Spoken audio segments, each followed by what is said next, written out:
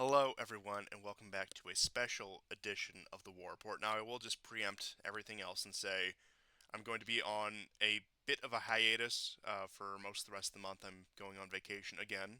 February, it's time for vacation. So you probably won't see me until last week of February, first week of March. But I'll try to, if I can, put out other updates on YouTube or whatever. Just letting you guys know that yes, I am still alive and I'm certainly going to be enjoying myself. But for this special last episode before our brief 2 week gap here, we brought back a very special guest. You know him, you love him, and that is Geo. Baba Uh, Booey. because we have plenty to discuss. And I teased this last episode that we need to have you on because there's so many things that we have to discuss that only you can do justice. Yeah, true. Um, but we, of course, No, I mean, not the only guy. well, the the only the guy humble in our Canadian says, roster, "Yeah, yeah, true." it's That uh, just came out of me.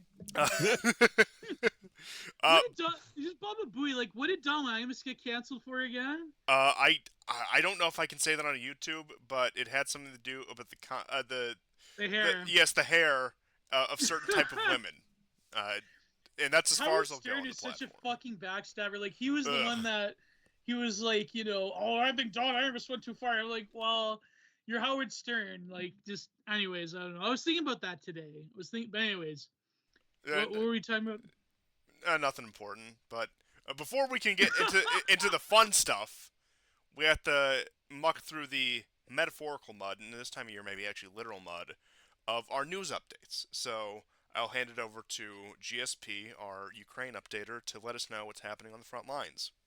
Okay, so let's begin with the Kursk front. Sorry, the Kupiansk front. And these are gains made from 2 days ago. So we're recording on the Monday. Um, but these gains were made, I think, on the weekend. So this basically gives you an idea of the bridgehead that the Russians have created north of Kupiansk.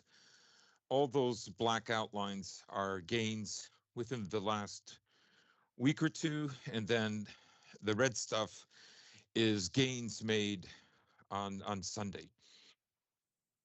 You can see what they're trying to do. They're trying to build this bridgehead and attack Kupiansk from the north. As I said, there's only one bridge um, east of Kupiansk. That big circle that you see is also where there's thousands of Ukrainian troops and a lot of fortifications, and it would be a very difficult battle. So the Russians are adding pressure from the north, and I think once the bridgehead continues, because it's continued to grow without any successful attacks, counterattacks by the Ukrainians. Now, in the updates, I'll show you some successful counterattacks by the Ukrainians in the Pokrovsk region. But let's go to the next slide, which will give you a better idea.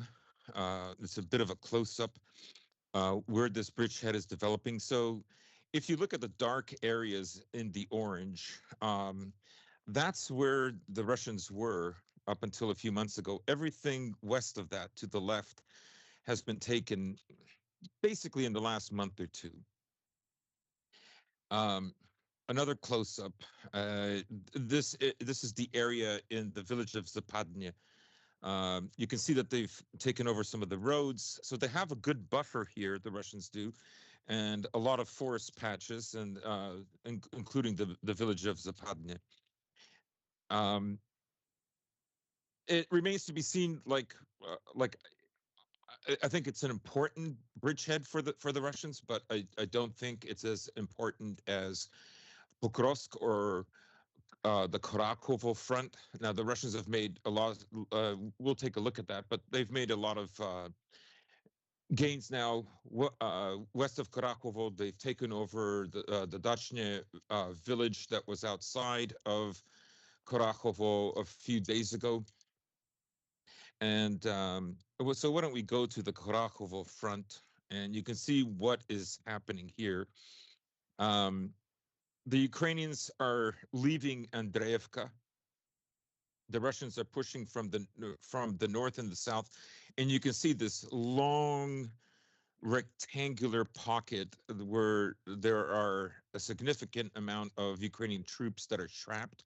Remember that the Ukrainians have been successful, were successful a month ago in some counterattacks that saved some of their troops. But uh, at the end of January, Velika Novoselka fell to the Russians, and they were not successful in that front. About 50% of the soldiers that tried to escape were killed. Kind of like the same thing that happened last year in mid-February when the Russians took Avdiivka. So you can see the Ukrainians, and with the blue arrow, what they're doing here is they're moving to the fortifications, and the Russians are moving further into Andreevka. And the bottom red arrow, you can see the Russians moving towards the village of Constantinople, the other Constantinople. They're going to take it. And the Finally. black outline that you see to the right of the frame, in the right of the frame, that's Dachne that was taken last week. The next slide is a close-up of Andreevka. Now, this is some of these updates are a little older, so I'm going to show you what Scott Calibrated is putting forth about the gains. So, almost the entire village of Andreevka, and you can see it there, Constantine. If you want to put up the map, Yeah, I have yeah. the other one up. Yeah, so you can see that almost the entire village of Andreevka now has been taken. And then the close-up shows you just how difficult it will be for the Ukrainians to get out of this pocket that, again, they found themselves in. The Russians are like less than half a kilometer outside of Constantinople. There's really, uh, the Ukrainians getting out of here will not be easy. Then we move to the Pokrovsk front, which is just north of Kurahovo. And so you can see here there have been some exchanges. The yellow, pale yellow outlines that you see are territories that the Ukrainians have taken. Sometimes they're in blue. The Russians are outlined in black and red. If we go to the second slide underneath, this is, you can see there's a long forest plantation, as the Russians call them. These are just rows of trees dividing farmers' plots, and the Ukrainians successfully took this area, which is leaving the Russians, who are controlling one of the highways leading into Pokrovsk, in a precarious position for now. Now, it was rumored that the 47th Mechanized Brigade was put to fight in Kursk. So these fighters that are here, as long as they're not the 47th, and they probably are not, are recently trained troops that are being sent here. So again, you can see there's a blue outlines of in another area called the Chenye, next to Zelenye, and we have a close-up of that. Dachenske. So small regain by the Ukrainians today. They pushed the Russians back. The red outline that you see of the Russians in this area, that represents like there's a river in this area. So for the Russians to cross over, it has been difficult. They've crossed it in some areas, but not in others. And that's where the Ukrainians are pushing back. Ignore the the next slide. I think it's just the double. Yes, so this is further east. And you can see that there has been a back and forth for both the Russians and the Ukrainians. The black outlines are what the Russians took on the weekend. The red outline is what the Russians took today. The yellow outline is what the Ukrainians took on the weekend. And then the blue outline today is what they took in the Voyadne Druche area. And the Russians captured like a farm complex in between that area. The next slide will give you a bit of a close-up so you can see what I'm talking about. You can see that this area is very well fortified, and it's the last fortifications before you get into Pokrovsk proper. Well, from the east. The next slide will give you context of where Pokrovsk is. So you can see um, in this Pokrovsk front context to where Pokrovsk is. I've circled it, and you can see how there's a crescent forming underneath it. So the Russians will want to continue to cut Pokrovsk off. The next slide is If I may Kursk. interject, I just do want to point out something about Pokrovsk that is both an old story and a new story because apparently they are still continuing to do this. Back when the push for Pokrovsk first started, there were reports of city employees planting flowers in the city. Yes, And yes. now there are renewed reports of them doing the same and other quote unquote beautification works. And while some might chalk this up to, say, Ukrainian incompetence, might chalk this up to some sort of laundering of funds, I like to think that they are quite literally welcoming the Russians with flowers in hand. They are, and in fact, there was. I'm glad you brought this up because there was, I think, a British news agency that went to interview people there, and they were asking, "Why aren't you leaving?" They're basically going, "Where am I going to go? This is all I have," which is a good answer, but they probably do want the Russians to liberate them. I think So the vast next, majority of go anyone ahead. left in these frontline towns, that's the only conclusion you can really come to. Yes. But So do continue. yeah, so um, in late January there was a NATO meeting, or I believe some NATO figures visited Trump or whatnot, and of course the Ukrainians back then made a push in certain areas in the Kursk front, uh, and of course this week there will be a NATO meeting. Kellogg is now in Germany. He's been all over the place if you follow his social media, And Vance and is actually going to be meeting with Zelensky at the Munich Security Conference, which that's it. is soon. Wow, Yes. that's crazy, eh? The, like Zelensky's forced to meet with Mr. Z-Man Vance, like that's. Oh, Yeah, oh so I man. mean, a lot of what Ukrainians are doing right now, particularly in the Kursk region, is to impress the Americans, right?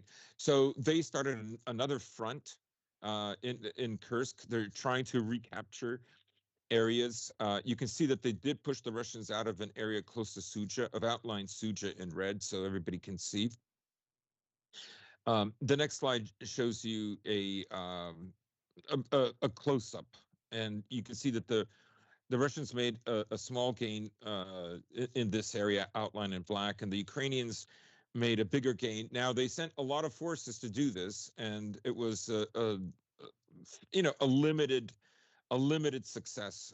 In the north, you can see that the Ukrainians have pushed out the Russians in the area of the Lokhna River, and in the well, the Russians didn't control Malaya Lokhnia, but they did come very close, and so the Russians have the Ukrainians have pushed them out again. This meeting is taking place, and they do have to impress Trump because Trump wants those rare earth minerals very badly. And you can see that the Russians have made some gains further south. The next slide will show you a breakdown of these. Sverdlovo is an area that the Russians took. Well, they're just outside of the village, but they took the forest patches north of the village. And as I said earlier, this is a close-up of the area of Malaya Lokhnia along the Lokhnia River, where the Ukrainians have pushed the Russians back. And that's it for the frontline updates. The Russians in January made something roughly like 350 square kilometer gains. Now, if you compare that to December and November and October, That's a little bit less, but it's just as much as in September or August. So it's low, but it's not like as low as what the Russians were doing in the first 4 months of 2024. However, that said, the Russians have slowed down considerably. We are now in the 1/3 of February is done with. We're almost in mid-February, and so far there's not that many gains that the Russians are making, except for that area in the northern part of Kupiansk and Korakhovo. This could be weather, it could be a rotation, and it could also be the Ukrainians have introduced some more troops that they were sorely lacking. Now, the the commander of the 3rd Assault Brigade, the former Azov Brigade, was interviewed um, recently, about 3 or 4 days ago, and he said, it's not manpower. We're not short of men. We don't need to get 18-year-olds in this. And the interviewer is very surprised by this. Why? Could you explain? And he says, well, you see, we don't have enough time to train. And the reason we're trying to invest in 18-year-olds to go to the front is because there's not enough training, and so they're not performing as well as they could in the trenches, as it were. And so this forces us in a constant need of new manpower, which I thought was a very interesting answer, because it shows basically what the firepower of the Russians. There was another exchange about 10 days ago of the dead, and roughly like 55 to 60 Russians versus over 700 Ukrainians. Um, so How do they do anyway, those exchanges, by the way? well, there was also an exchange of 150 for 150 prisoners that also took place a few days later. So that would be about a week ago, maybe 5 days ago. I mean, it's just a regular thing. They just, and I'm just No, talking about the Kursk front. but it's not like they leave the bodies somewhere and they tell them where it is. Like they have to physically see each other in the open, They do. like exchange. Oh my god, They do. that's Oh yeah, they take the bodies, they put them in trucks. They put them in body bags and so on. And yeah, Now, I will say for the prisoner exchanges, we have seen a few cases, a few actually infamous cases, where those are brokered through Turkey and they yeah. exchange in a third party country. And that, for those times, was Turkey. And I believe that was the case when Russia released some of the more notorious Azov guys. That would have been earlier on Mm-hmm. in the war. I think that was after Mariupol. You can correct me if I'm wrong about that. But we, yes, have seen these. But as for the standard body exchange, it is just meeting on neutral ground and hoping that both sides honor Nobody the. shoots each Yeah. other. Yeah. yeah, Um, but what is interesting is that on that note, I know we touched on it a little bit earlier. Uh, Ryabkov, and I believe that's how his name is pronounced. yeah, He's the deputy directly under Lavrov. He's the deputy foreign minister. Has confirmed that there are ongoing contacts between the U.S. and Russia through the State Department and the Russian Foreign Ministry respectively. But he did not disclose any of the details, saying that "quote unquote" processes are underway. And I know that some of the talks, I don't want to get too far into this far, but I will just prime the pump with this. Some of the talks were about, in particular, missile treaties, nuclear disarmament, not necessarily about Ukraine, but we are seeing, at least if we're to believe the rumors coming out, that there is some degree, I don't want to exaggerate it, there is some small degree of normalization of relations between the U.S. and Russia going on right now, which, if we were to talk about Ukrainian peace in a serious context, these are steps that need to be taken. Now, I don't want to get too optimistic. That's not what this program is about. Those of Yeah. you who have listened for long enough know that at this point. But I do think that is an interesting development, especially even under Trump's first administration. We did see the deterioration of diplomatic relations, the recalling of State Department personnel, Russian Foreign Ministry personnel, the expulsion of certain consulars, shutting down consulates, the scandal that they tried to loop the Americans in with Who was the knockoff Litvenko who survived the underwear poisoning? What was Skripal? Skripal was. Navalny. Uh, Yeah. no, Navalny was the other one. We all know what happened to him. Yeah, the But other underwear. yeah, but Yeah. Skripal was the one that they insisted the Russians poisoned. I know that the Boris Johnson tried to Oh, drag the that's Americans just an into outright that. lie.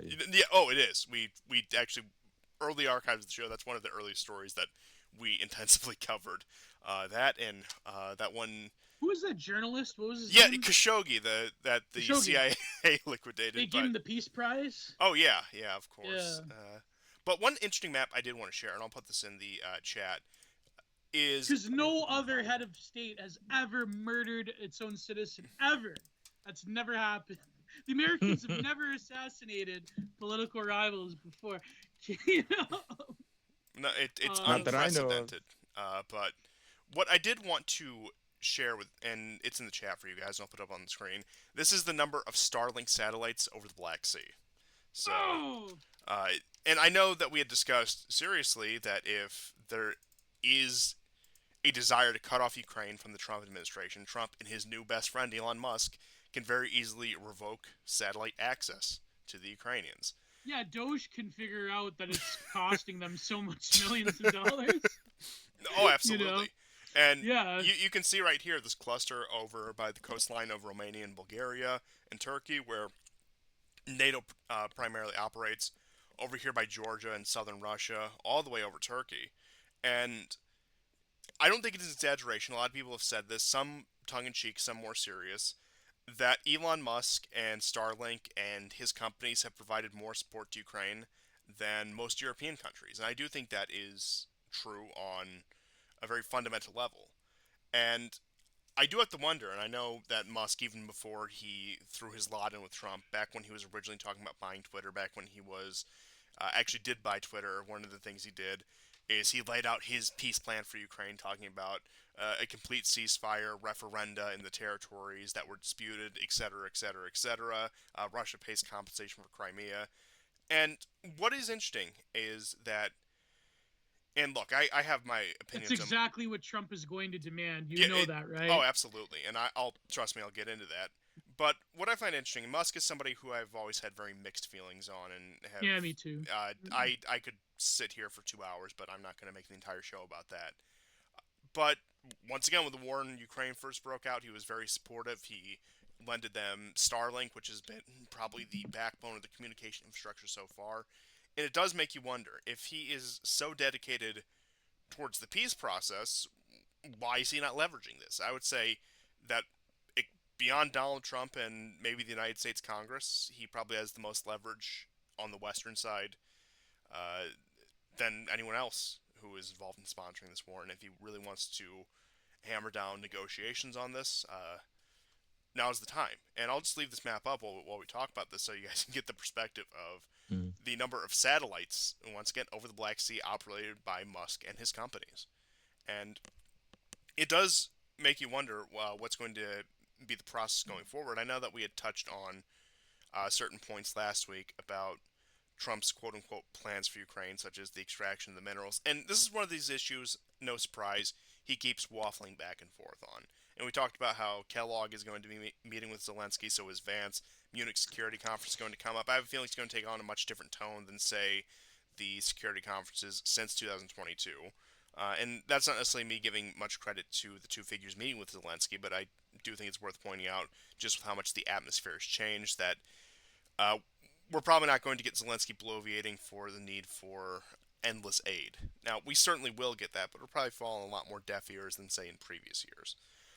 But with these proposals, I know Trump talked about getting the minerals, but he also made these comments today, and I don't want to focus too much on his comments, but I do think it's worth mentioning that, oh, Ukraine might be Russian one day, uh, and, what can we do with it?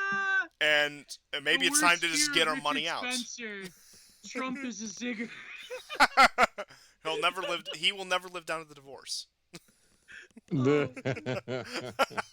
did I have to say it? Why did I have to say hail our people, hail Trump? Why? I have first takes on a cuisine, but that's neither here nor there. I don't like mushrooms on burgers. I don't know. The Swiss cheese is good, but like mushrooms on burgers, I don't know. I'm not a fan. I will take this conversation off air. I'm not about to bog down the show on burger opinions, but Caramelized onions, though, he's right about that. okay, we can all agree there. Yeah. But if either of you had, I remember all of that.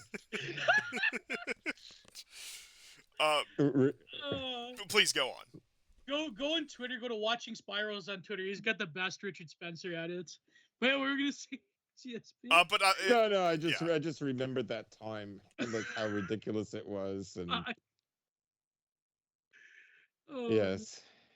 Yeah, no, do go on. I was just recollecting. That's all. No, that's why that's all part We're of old the. troons here. Yeah, very much so. Yeah. Yeah, and I mean, well, I remarked that I don't know whether this was off or on air. I've been doing this show the majority of my adult life. So, look, it's not that much, but it still is the majority. But if either of you had any broader thoughts on Ukraine beyond the front lines, the question of the peace process, maybe what the future looks like, Gio, I feel like you're chomping at the bit to say something. So no, I was gonna ask, like, we could talk about, like, I think, like, every time I come on, I guess, I mean, our mind's straight towards the prediction of like when the war will end or what potentially will happen. But again, I'm going to the serious mode. I'm doing the weave. But two questions. Okay, one, what is the demographic makeup of what city do we just talk? Not Pavlovka. What did we just talk about? Pokrovsk. Yeah. What in terms of like Russian speakers? Was it historically a Russian city? It's in the Donbass, so yes. Okay, there you go. And also Starlink does present a very interesting quandary in terms of like Musk a year or two ago saying that I don't want my technology going towards killing people in war, and that's obviously clearly a lie. But in terms of like the direction, okay, the question that people always ask is why hasn't the Russians just commit, because it is Russian territory proper, why have they not just committed to full scale getting rid of the Ukrainians in Kursk already, like even committing, say, another 100,000 troops? Why can't they just clear them out, to quote Jonathan Bowden? I think they need a casus belli for that. Yeah, true. And I would say the casus belli might be coming soon. And what I mean by this is, first of all, the negotiations with the Americans, which are ridiculous because America is pretending that they're a neutral partner, just like in Gaza. They are the arbiters of the world-based world order. I can create Gaza Largo. Just give me the opportunity. Gaza Largo! Oh, it's gonna be beachfront property. Yeah. Gaza Largo. Gaza Largo. It's just so farcical. Anyways, so Kellogg basically has this plan about a deal, so to speak. Now the Russians don't want a deal. The Russians want a settlement. They want all those 4 territories. They want the Ukrainians out of those territories and no NATO ever, and no NATO or EU troops in Ukraine, period. That's it, forever. And the restoration of what they would call Russian rights in Ukraine, such as the canonical status of the church, Russian language, etc., etc. Yeah. Right. So now, what Kellogg is offering is just freezing the front, essentially. Yeah, right? Whatever territory you take, you get. That's pretty much it. Yeah. Now, there is a Ukrainian publication called Strana, and Strana a few weeks ago. I'm going to send you the map, Constantine. Okay. Okay. I'm going to send it to your Telegram. Okay. Yeah, but I think that's what people. It's kind of like what normies think about this war, any war. Like, if they just freeze the conflict at where the borders are currently in terms of the conflict, then okay, maybe Russia could get Kursk again, but they won't get like all of the Donbass. They won't get the other side of the river in Kherson. You know what I mean? Like Yeah, maybe, yeah. But yeah, like yeah. war doesn't work that way. Territory does not. Well, I mean, maybe before in antiquity, but not like I mean, territory. Like people talk about, for example, colonialism, how like, oh, the British drew arbitrary maps in Africa and the French drew arbitrary maps in North Africa, blah blah blah. But yes and no. Yes, like there's obviously, okay, barring ignoring local politics of tribes, there's obviously clear reasons why borders are drawn. And sometimes it could be happenstance, but oftentimes it's not.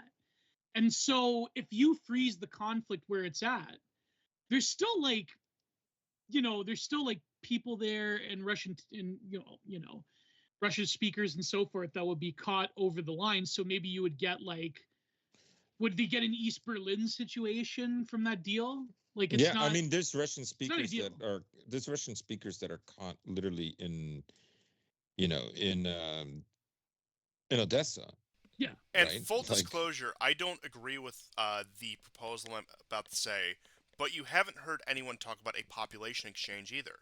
Now, granted, there's very few, if any, self-proclaimed Ukrainians on the Russian end of the line, but typically, you look back to the early 20th century, something like this would have involved, say, a proposal of a population exchange. For example, Russian speakers are allowed to, or in some cases made to, move beyond whatever arbitrary line is set. And like I said, full disclosure, I don't think that should happen, but I do think it shows a fundamental unseriousness that nobody's even willing to address the, if even not the question of population exchange, the question of demographics, nationality, ethnicity, and it just, we're pretending like these are two states that just exist in a vacuum. Yeah. But that, yeah, yeah, exactly. But I mean, would you have that in the 21st century mass pop? I mean, I shouldn't say that because allegedly that's what Trump wants to do with Oh, Gaza. we'll get into that. We'll get into that. But like, yeah. yeah. Go Well, ahead. let me. Yeah. So here's what I'll say about, why doesn't. So there's both sides are playing an escalation game because neither side really wants to go to an all-out war. This is still an American war on Russia. Bottom line, that's what this is. Um, without America, this could never happen. So when you see, Musk sometimes withholding the full capabilities of for with the Starlink and other, but most of the time not. That's part of this escalation game, right? When you see Russia not blowing up the bridges over the Dnieper, that's part of the escalation game. Right? Russia could bomb uh, all the Ukrainian cities in the same way that Israel bombed Gaza. They could do that, or the way the Americans bombed Fallujah and Iraq. Yeah. And Baghdad. Turn it into a chemical dump wasteland. Yeah. Yes, they could do that. Right? They could do that, but they're not going to do that unless, let's say, Kellogg goes to Russia, and he offers this deal, which, if that is what he's going to do, it will be most likely rejected. Laughed out of the room. Right. So it will be rejected. Then the onus will go back on Trump. What will Trump do? Now, so far, Trump has not decided to lay this war in Ukraine, or even Gaza for that matter.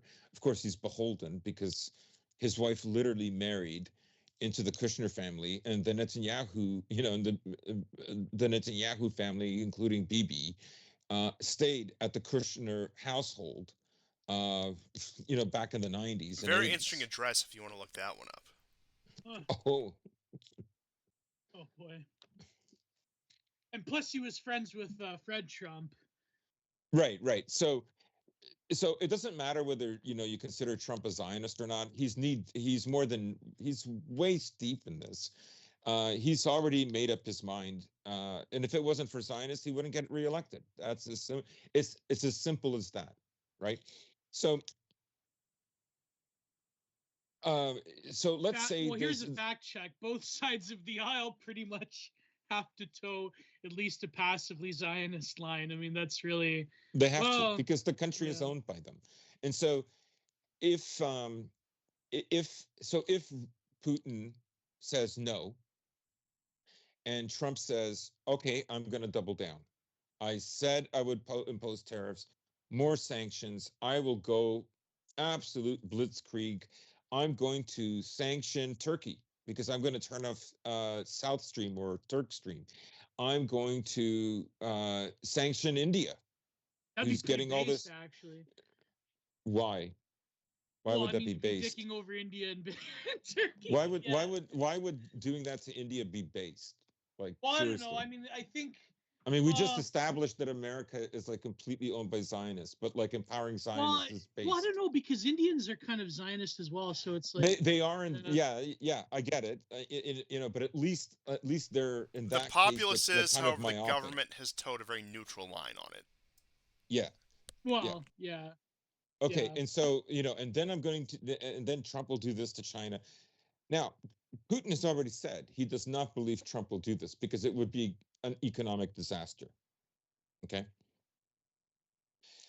But let's suppose Trump does do that.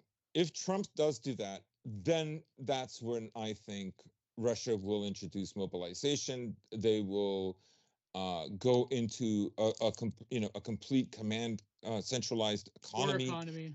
war economy. That's when that stage is reached, right?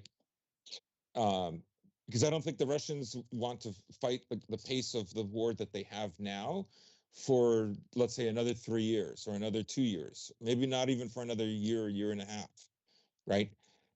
So that's when that would happen, right? That's when it would be serious if Trump would decide to do that. So that's when you would see uh, Russia kind of go full bore. But both sides are playing this escalation game. Both of them are doing this incremental thing, hoping the other side flinches first. Now, speaking of the escalation game, I do want to bring up. I sent the tweet in the Skype chat to you guys, and I'll put it up on screen here.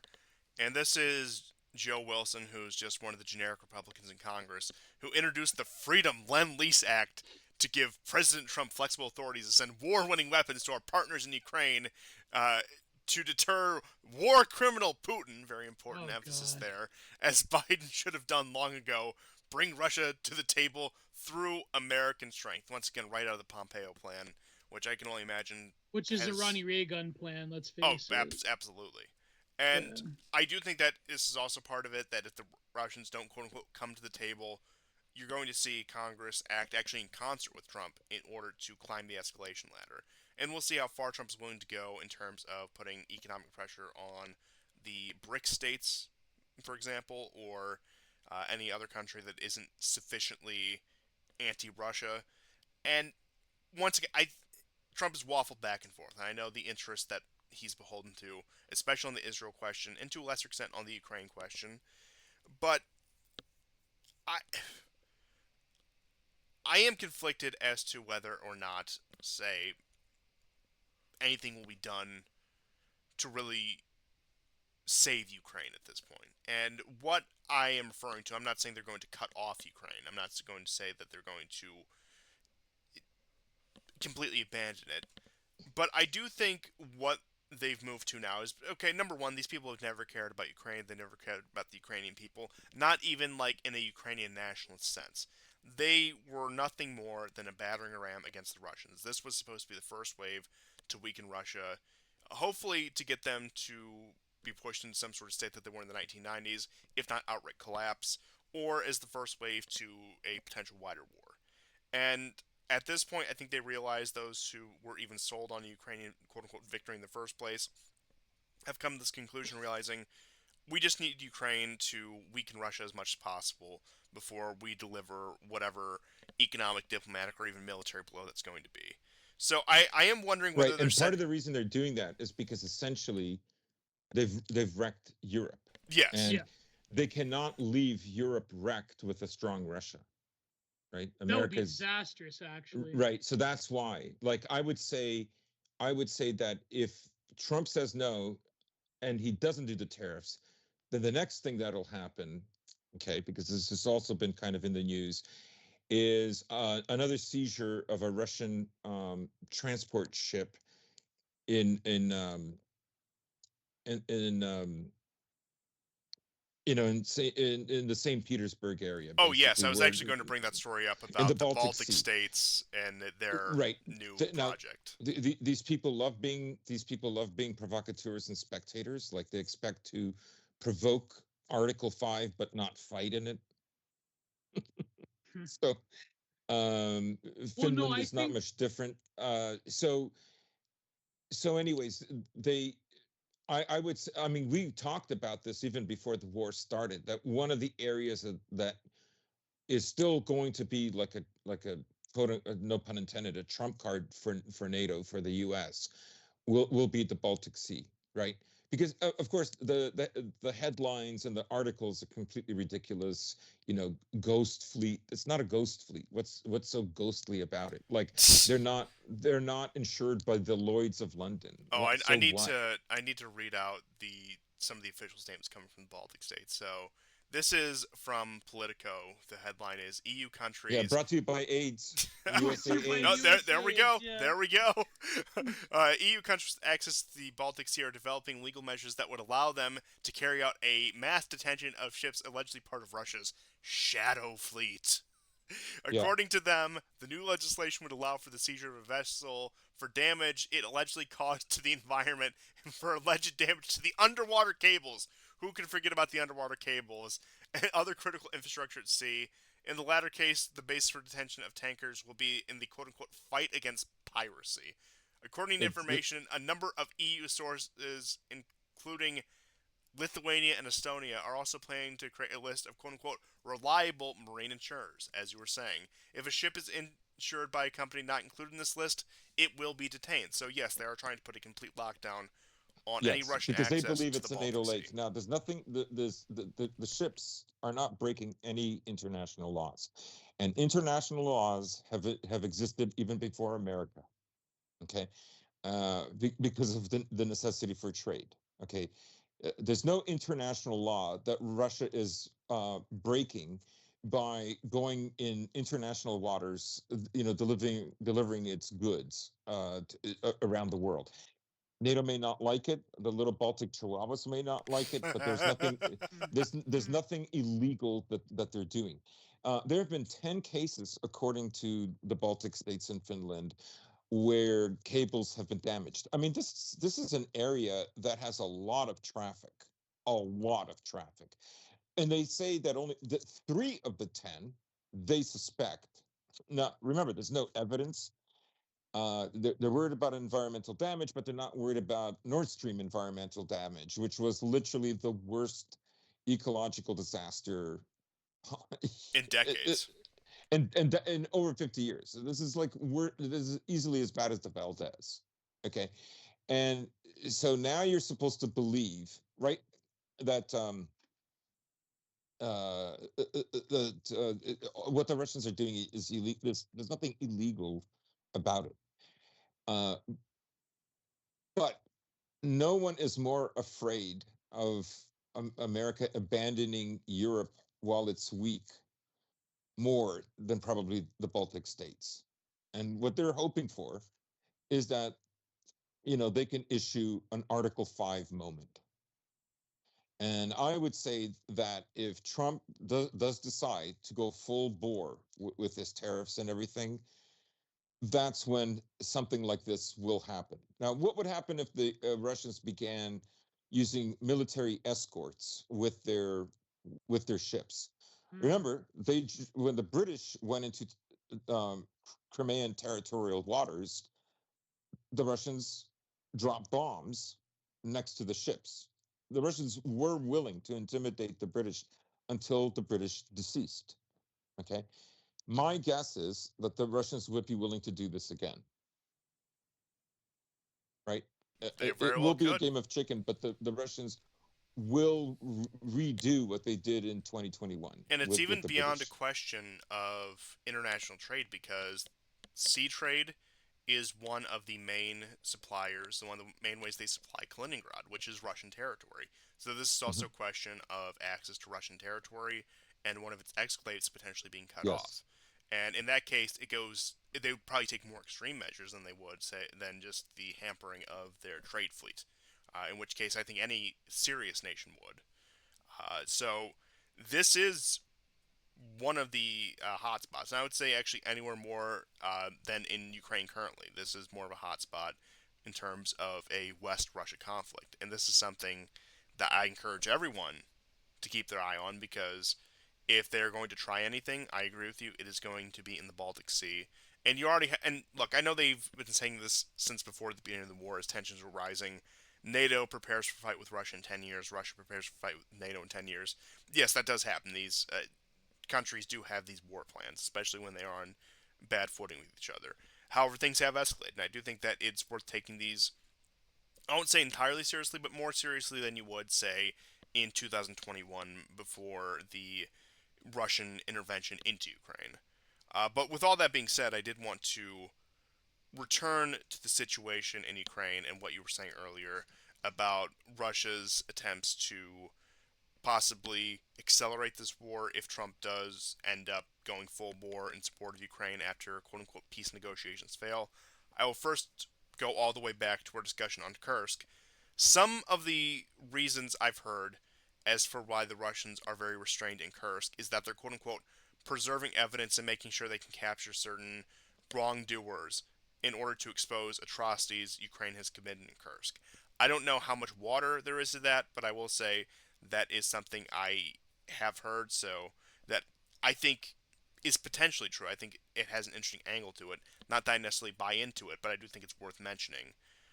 But with what you've said, I do think that if these quote unquote negotiations fail, if there's not a serious effort on the part of the United States and the West as a whole in order to bring the Ukrainian conflict to a close, to return to what I said last episode, there's three options here. Either both sides keep climbing the escalation ladder until one loses or a large war breaks out, there is a serious brokered peace, or the Ukrainians collapse in on themselves and the Russians dictate terms.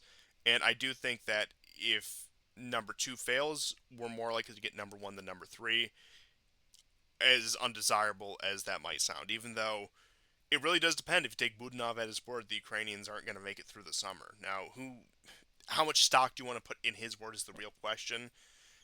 But if something is not done soon, whether that's in terms of a massive influx of aid, whether that's in terms of some sort of major diplomatic pressures, some sort of attempt at a ceasefire, we could very well, and I'm not saying I think this will happen for certain, but we could very well see the Ukrainians completely collapse in on themselves before it even gets to that point of escalation.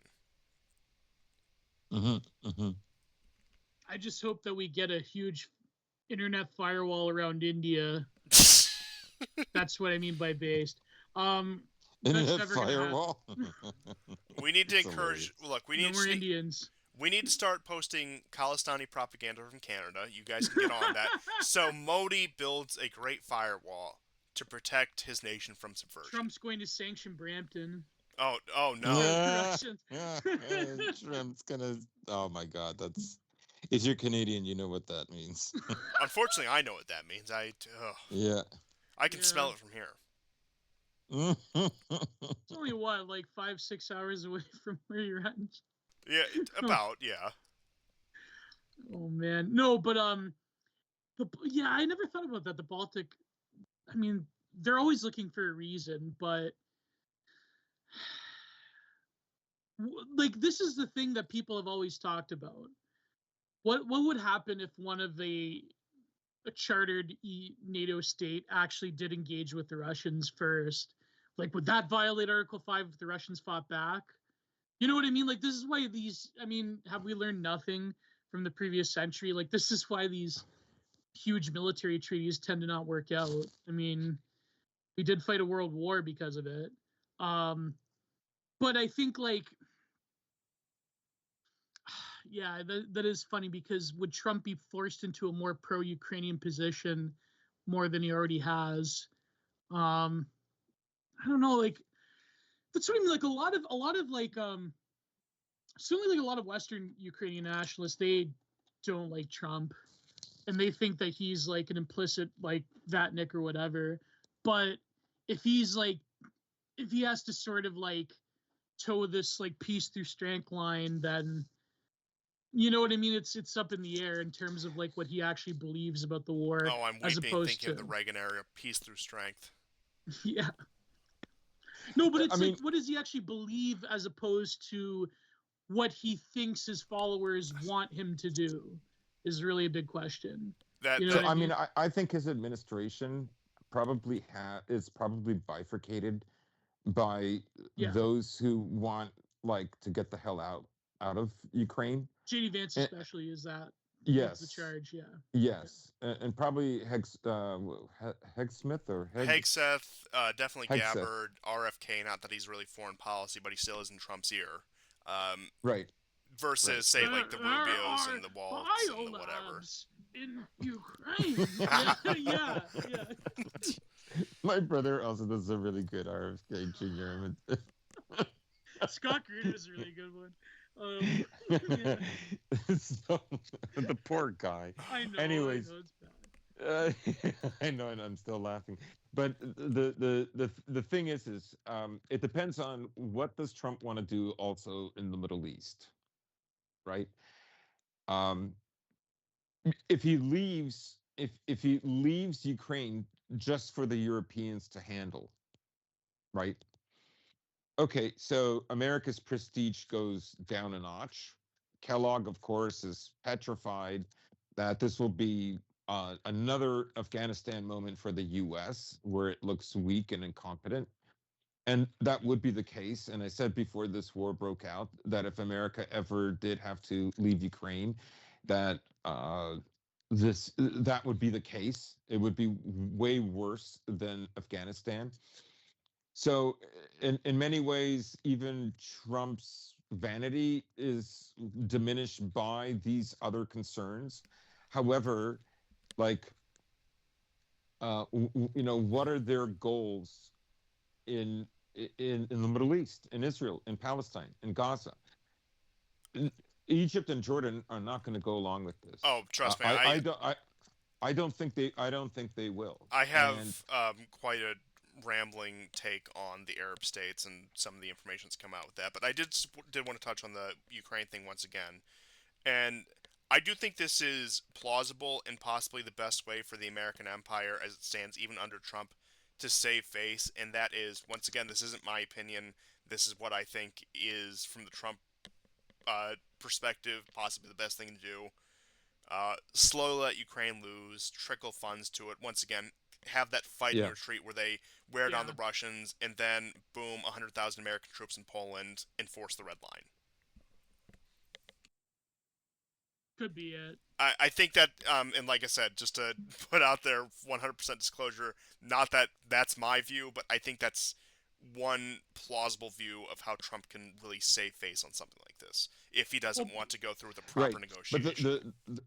the problem is he still has China to deal with, and Yes, Iran, yes. and the yeah. situation in Gaza. And America cannot spare 100,000 troops permanently in Ukraine. Oh, I agree, and it's Yeah. like I said, it's outlandish, and that was just like a rough number, but that's something he would have to do if he doesn't want to seriously sit down and have a negotiation Well, and not have World War another III. That's the only other And the option. Iranians have said that they are now going to openly pursue nuclear Yes, even weapons. even Pezeshkian has said no deal with Trump. Yeah, no, but yeah, another thing too is, I say in a year or two, even like this year, what if there is like a huge nationalist wave in Europe? Like, say the AFD wins. Not that, well, I don't want to be too hopeful, but like, say the AFD wins. Britain, of course, is being controlled by two-tier tier for maybe another 2 years. So they're kind of hopeless. Which is something I don't want to really say, but I mean, in terms of the political realities of Britain, it looks pretty dark right now. Say Macron gets out of France. I mean, Macron, he did something recently. I forget, but he increased military spending. okay, yeah. But the thing is But France makes a lot of their own military equipment and everything. equipment. It's not making. I mean, ultimately, what America would want is Europe investing more in American military equipment. Yeah. Rather than they making it themselves. It's But say there's preferable. a nationalist wave in Europe that says, we don't want to spend money on the war. Then what could Washington really do? Like, is he going to regime Invade change Europe. all of them? Oh man. Well, I will point out that Georgescu was completely screwed out of power, and you are Yeah, that's true. seeing some fallout of that in Romania today, where Iohannis has resigned and that the cabinet is facing a no confidence vote. So there could be two new elections in Romania soon. We'll see how that turns out. But despite the dismantling of U.S. grids and other quote unquote soft power programs, there are a number of stopgaps that the U.S. has to pull out in case of any genuine nationalistic upheaval in Europe that would cut off. And a lot of that does have to do is they do have plants in a lot of these parties. We see, I mean, uh, I think we could see most evidently within the Italian right wing what happened with Meloni's government.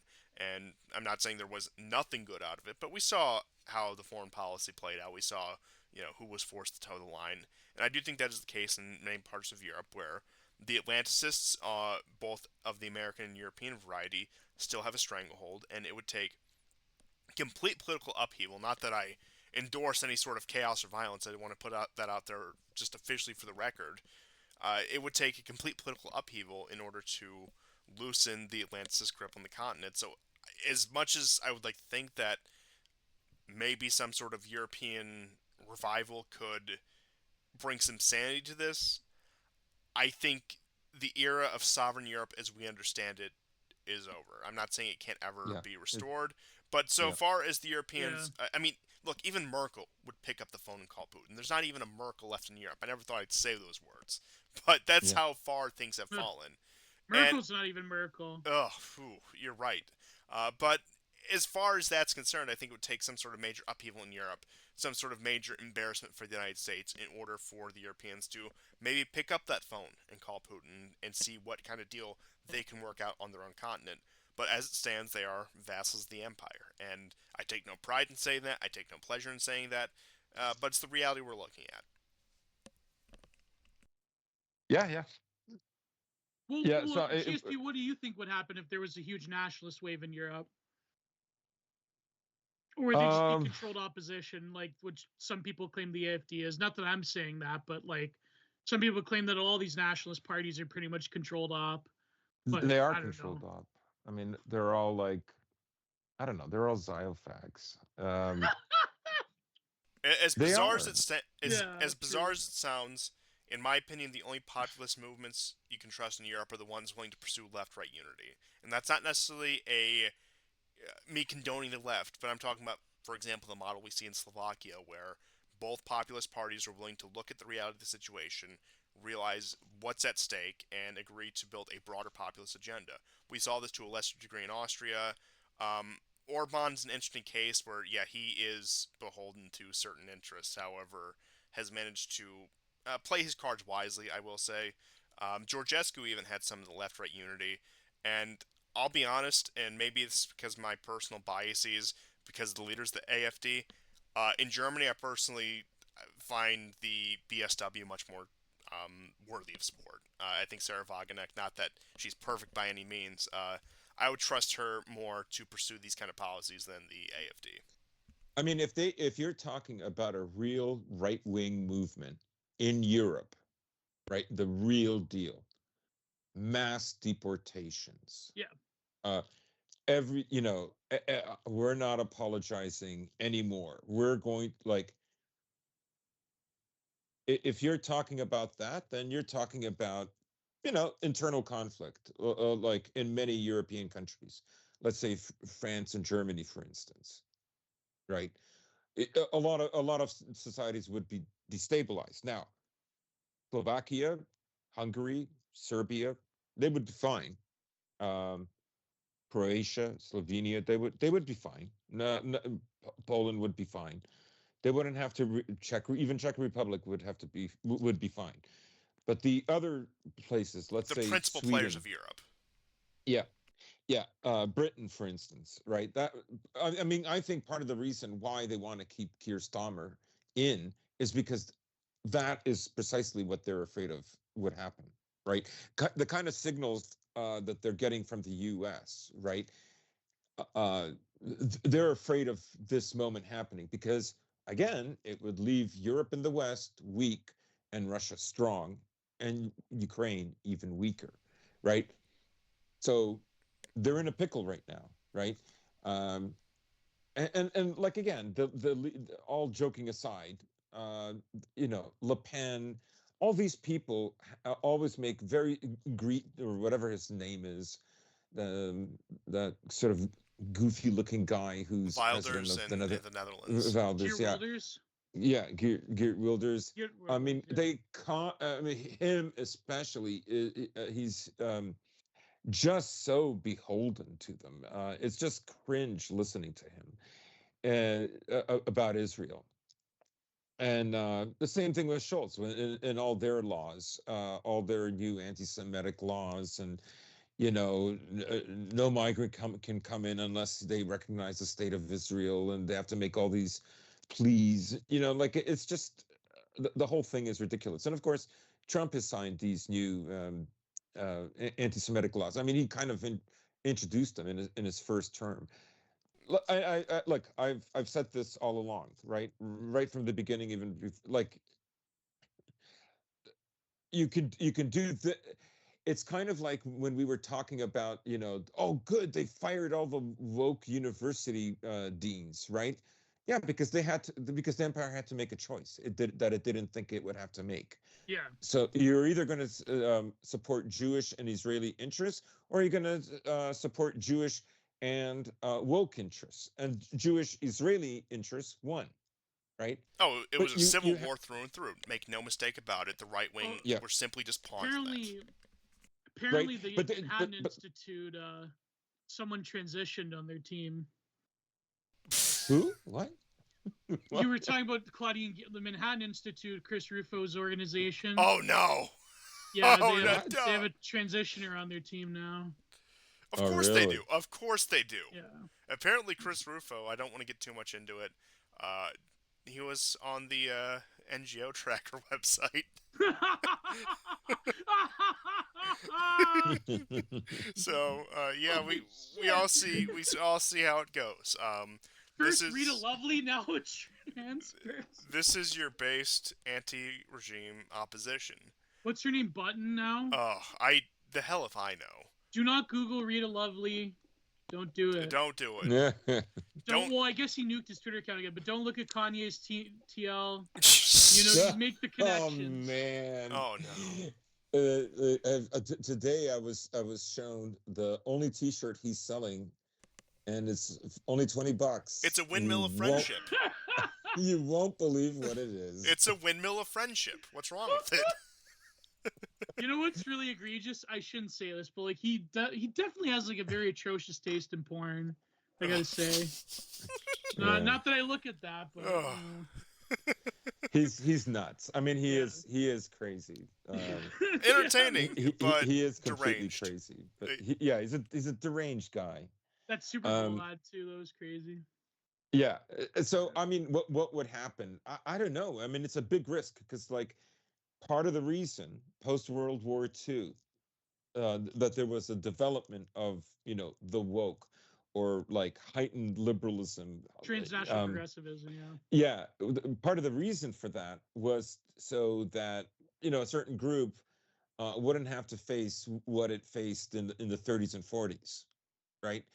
Now they're kind of in a pickle, and they have to side for the sake of the empire, because they're not moving to China, they're not moving anywhere else. They're going to stay in the West. They're going to stay, particularly in America and the Anglosphere. They have to throw some and breadcrumbs they're going to have to get those white kids, right? As I said, the highest amount of recruits in 12 years. They need them. They need them. right? And Heg Smith or whatever his name, Hegseth, they're renaming this base back to Fort Bragg, Confederate. Woo, we're gonna win. Like that's all to get them in there, right? Like don't become like the Ukrainians where you think you're going to like you have to starve this beast. You're not going to outsmart them or uh, um outmaneuver them financially. You Yes, won't do it. I'm glad you said that because the best thing you can do is don't engage in anything illegal. I would never condone that either practically or morally. I just need to put that out there. But this system is not owed your time or allegiance, or service. I think is more accurately. Or Don't your life, really. Like, yeah, let's face it. don't give it more than you're legally required to. Is what I will say. Stay out of trouble, keep your nose clean, but don't give it anything extra. And to touch on your other point, you see these guys who were dismissed for not engaging in a certain medical treatment that was popular in 2021 that YouTube can still be pretty sensitive about the name of, so I'm going to leave out right now, who were offered back pay and returning to their positions as they And this left medical them. procedure is still linked to USA AIDS, brought to you by USA There AIDS. we go. And an In alarming. Wuhan, USA AIDS. USA AIDS paid for the Sandlot Beagle testing. Think about that for a moment. That is true. But these guys who had their lives ostensibly ruined for not submitting to this pressure, the minute the same system that threw them to the side, that destroyed their lives, the minute they get an invite back, an alarming amount of them have gladly accepted it, have realized, oh, it's our guys in power now. We can go ahead and play the games of the system that screwed us over in the first place. And I look, I have nothing but respect for the ones who saw that offer and spit on it and laughed in the face of it. I think those guys, especially considering the fact that a lot of them had made careers like this, nothing but respect for them realizing that I'm not gonna I'm not gonna let these guys screw me over twice. But unfortunately, a great number of them decided it was worth it. It was worth playing the But system because the right public facing figure speaks for it now. no, but see, the thing is, like, to play devil's advocate for a moment, like, the conditional acceptance of a certain part of the regime over others is always that you're going to get a trade-off. In Europe, Geert Wilders and all those leaders like Orban, the trade-off is that you're going to get remigration. You're not going to get Muslim demographic shifts. That somehow never comes, by the way.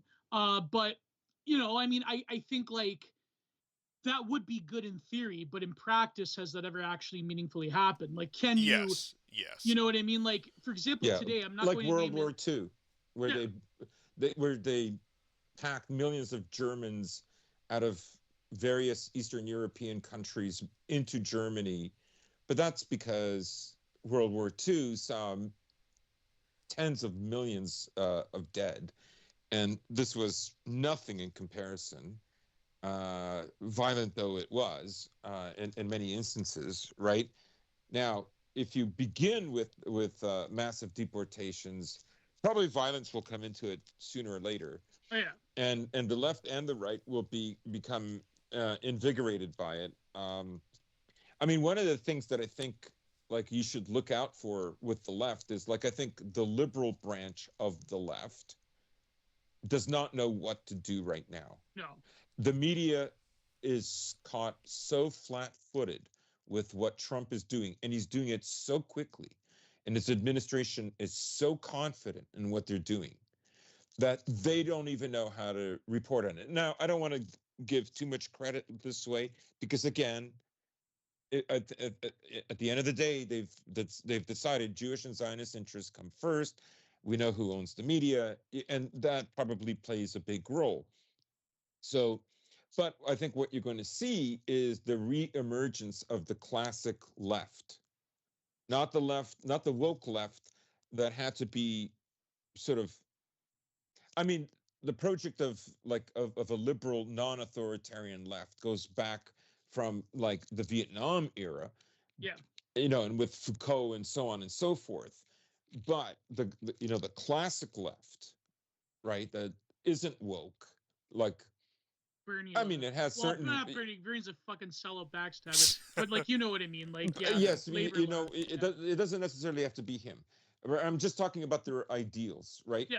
Yes, more the You're going economic to see left. them reemerge. They're not going to have any of the woke policies, but they will have policies about, let's say, industry and jobs and security and not getting entangled in foreign wars and They'll the still hate working white people and though. But and like, the working class and so forth and so on. yeah. Yeah, they may or may not. They may or I'm just saying they're going to have a better argument than what they've had, since the whole Occupy Wall Street thing.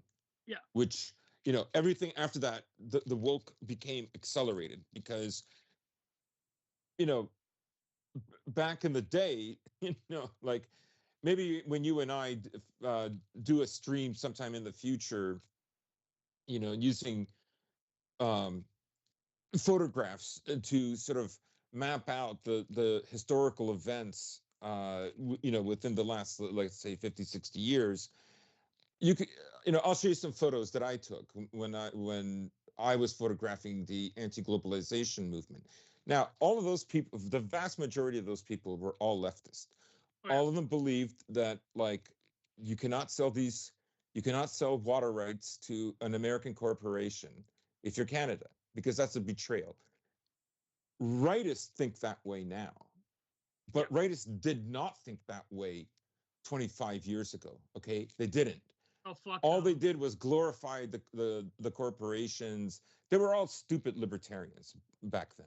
Okay, and like and just corporate worshippers, Or outright which neocons. Reagan helped establish, as well as Thatcher.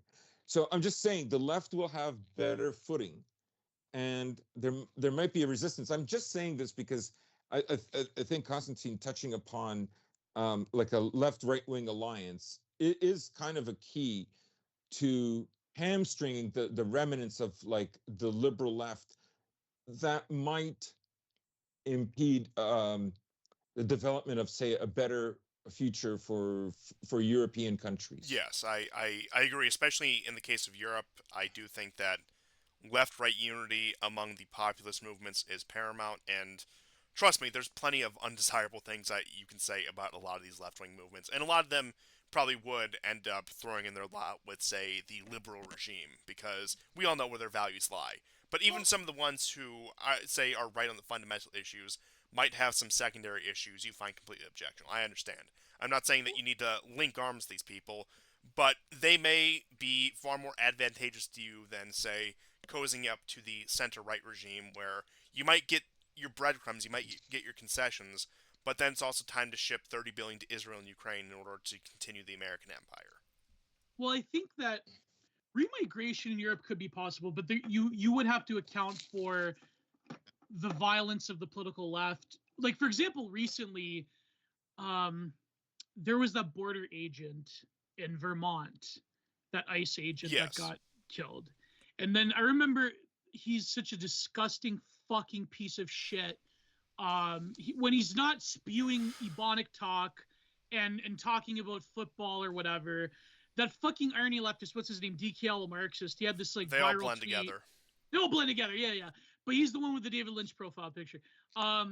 He had this tweet that went viral saying, "Get beasted on, bitch," and it's like that's the way they think. And in Europe, Yeah. unlike the fucking pussies in the American left, in Europe they probably actually will do violence against people trying to do remigration. Now, So you would essentially have to destroy your political opposition to have a lot of it's possible. I don't want to blackpill totally on Europeans, but you would need meaningful political change in order for remigration to happen to a sufficient numbers. One right? point I'll make on remigration is anyone who's serious about these people going home, you don't need to encourage remigration. There's one simple policy you can put in that would drive these people voluntarily. They would pack up their bags and leave, and that is tax the remittances. Yeah. Make it Yeah, unaffordable 100%. for them to send their money back home. And you want a quote-unquote humane way to do it. You want an easy way to do it. Make it so economically unfavorable that they feel they have no choice but to go home. That's the way you do it. They could fuck off Any and leave, serious anti-immigration movement would be 50% remittance tax, 75% remittance tax. Just raise it every year. Yeah. Yeah. They'll deport themselves, Yeah. really. Yeah, Like, that's all yeah. you need to do. That's what you would see. That's what you would need, because as I said, if you go with like physically remove, right, you're going to have what you just described. Leftist I think it would violence, happen. Yeah, you would probably have something like it. Like, there are still too many leftists who think this way, You and would too have many libtard liberals Gladio. who think this way. You would have libtard Gladio. Libtard Gladio. No, it's Oh straight up. my Yeah, you God, have that's coding beautiful. socks. That's like they got the trans flag on the side of the Bushmaster. Like they got that. Now the John Brown Gun Club. There was a thread the other day where it was like in Ohio, these like leftoid trannies, they were talking. Oh, sorry, trans people. They were talking about quote unquote hunting Nazis because Yeah, they had got like that Oh blood God. tribe people. there was that makeshift checkpoint in one of the Cincinnati suburbs that was going all over Yeah, the place. Cincinnati. Yeah, and all these like leftoids are talking about how like they're ready for this like apocalyptic war confrontation against the Chuds. And but to your point though about ideologically shifting of the left, unfortunately in America and especially here in Canada, like the Democratic Party, they're just doubling down on their like woke tarnation. So I think it would take another form of like, say, I mean, me and Prude talked about this last DA or a few DAs ago, where like you would need like a more of an ideologically pure version of Occupy Wall Street or something to galvanize the political left in the older sense. And the big winners of this, even though a lot of them are fucking clowns, frankly, but the big winners of this would be someone like, the MAGA communist people. Yeah. You know what I mean? Yeah. I mean, No, like, it's listen, true. It would it's be. true. No, It would be. I It would agree. be The the populist the left. name just cracks It me would up. be anti-immigration. Yeah. Okay, maybe not deportations, but definitely anti-immigration, reindustrialization. In Europe, that would have to mean Communist party. settling disputes and reintroducing ties with Russia for cheap energy. Because without it, Europe can't. It's It economically will remain unviable. broken. Economically, it's not viable. It can only work with Russia. Yeah. It cannot afford. I mean, in fact, I'm gonna send you just what the cost of like heating is, and the cost of buying energy, Constantine, Yes. But in another Europe. point is that like they're like, let's to push back a little bit. Like I know that there is in Europe, not that I'm an expert. There's other people like for example, I interviewed Fortisax recently who knows way more because he can actually read and speak French. But there has always been movements such as the Nouveau Droit, and there's been various thinkers. I remember Fleur and Verse had a great Substack on this, where there's always been sort of like an attempt by people like in the Nouveau Droit to sort of like reach their hands to an older form of the left, and even like some of them going as far as to be sympathetic to Islam.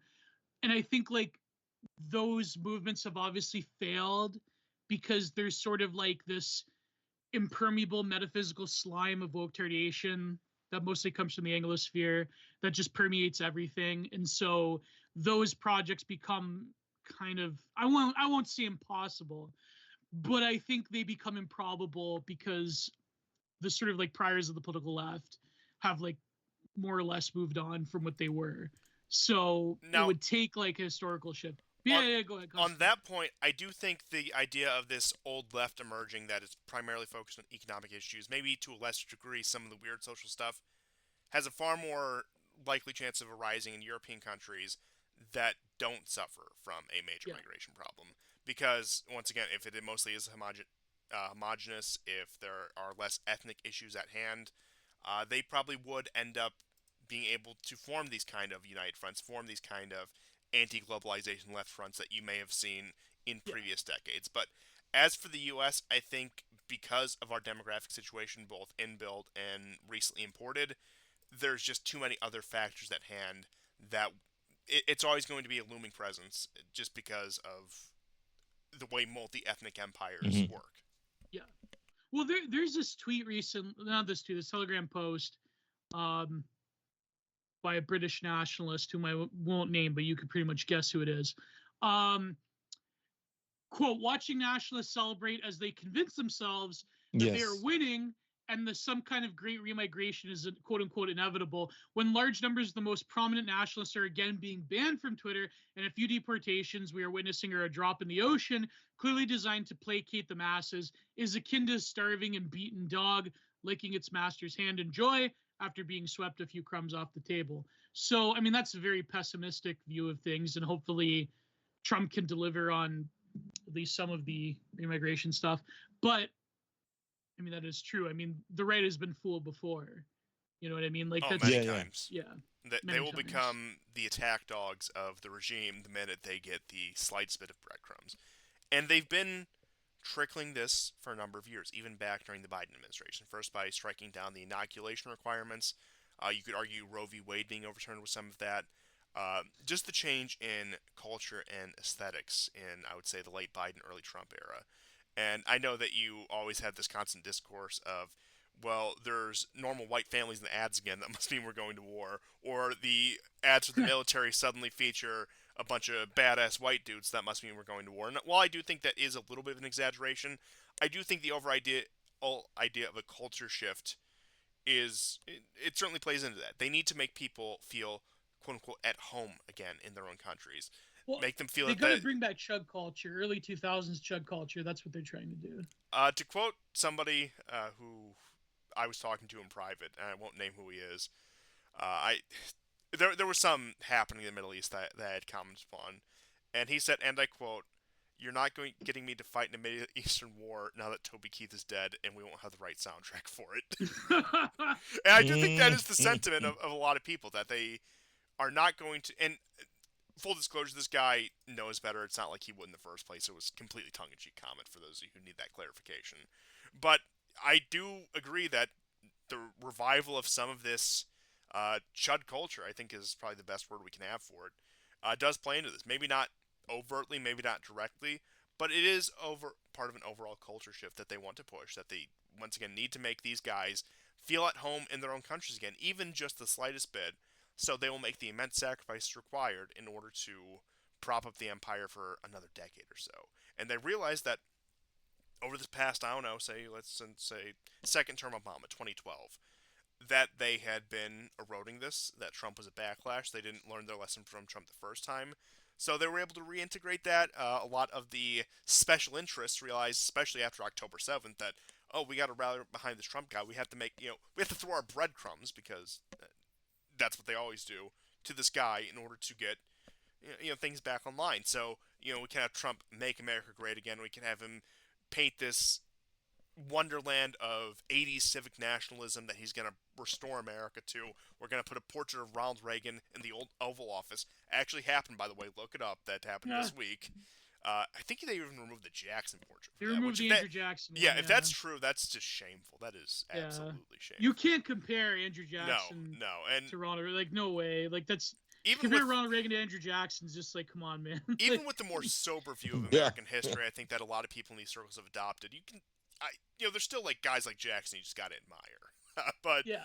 but with all that being said, like this is the vision that they are trying to cultivate right now, and I suppose that brings us to especially the Middle East, which is probably the most likely area for the United States to get involved in any sort of nonsense with the Gaza deal. So I just think we should turn our attention boy. to Gaza Largo.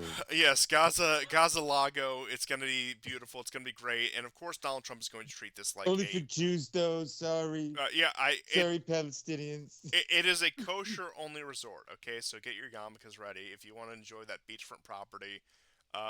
They're going to check, and I think what they're going to check. But I digress. Oh boy. Enough with the anti-Semitic remarks. There has been. Hey, I love Jews. So there has been a lot of talk on the dissident right. Not that we use that term anymore, but there has been a lot of talk on the right that people are overplaying their hand, that actually Trump is sleuthing them, and that it's going to be open for all. But then again, I mean, I think that. Again, I don't want to blackpill. I don't want to appear like I'm blackpilling.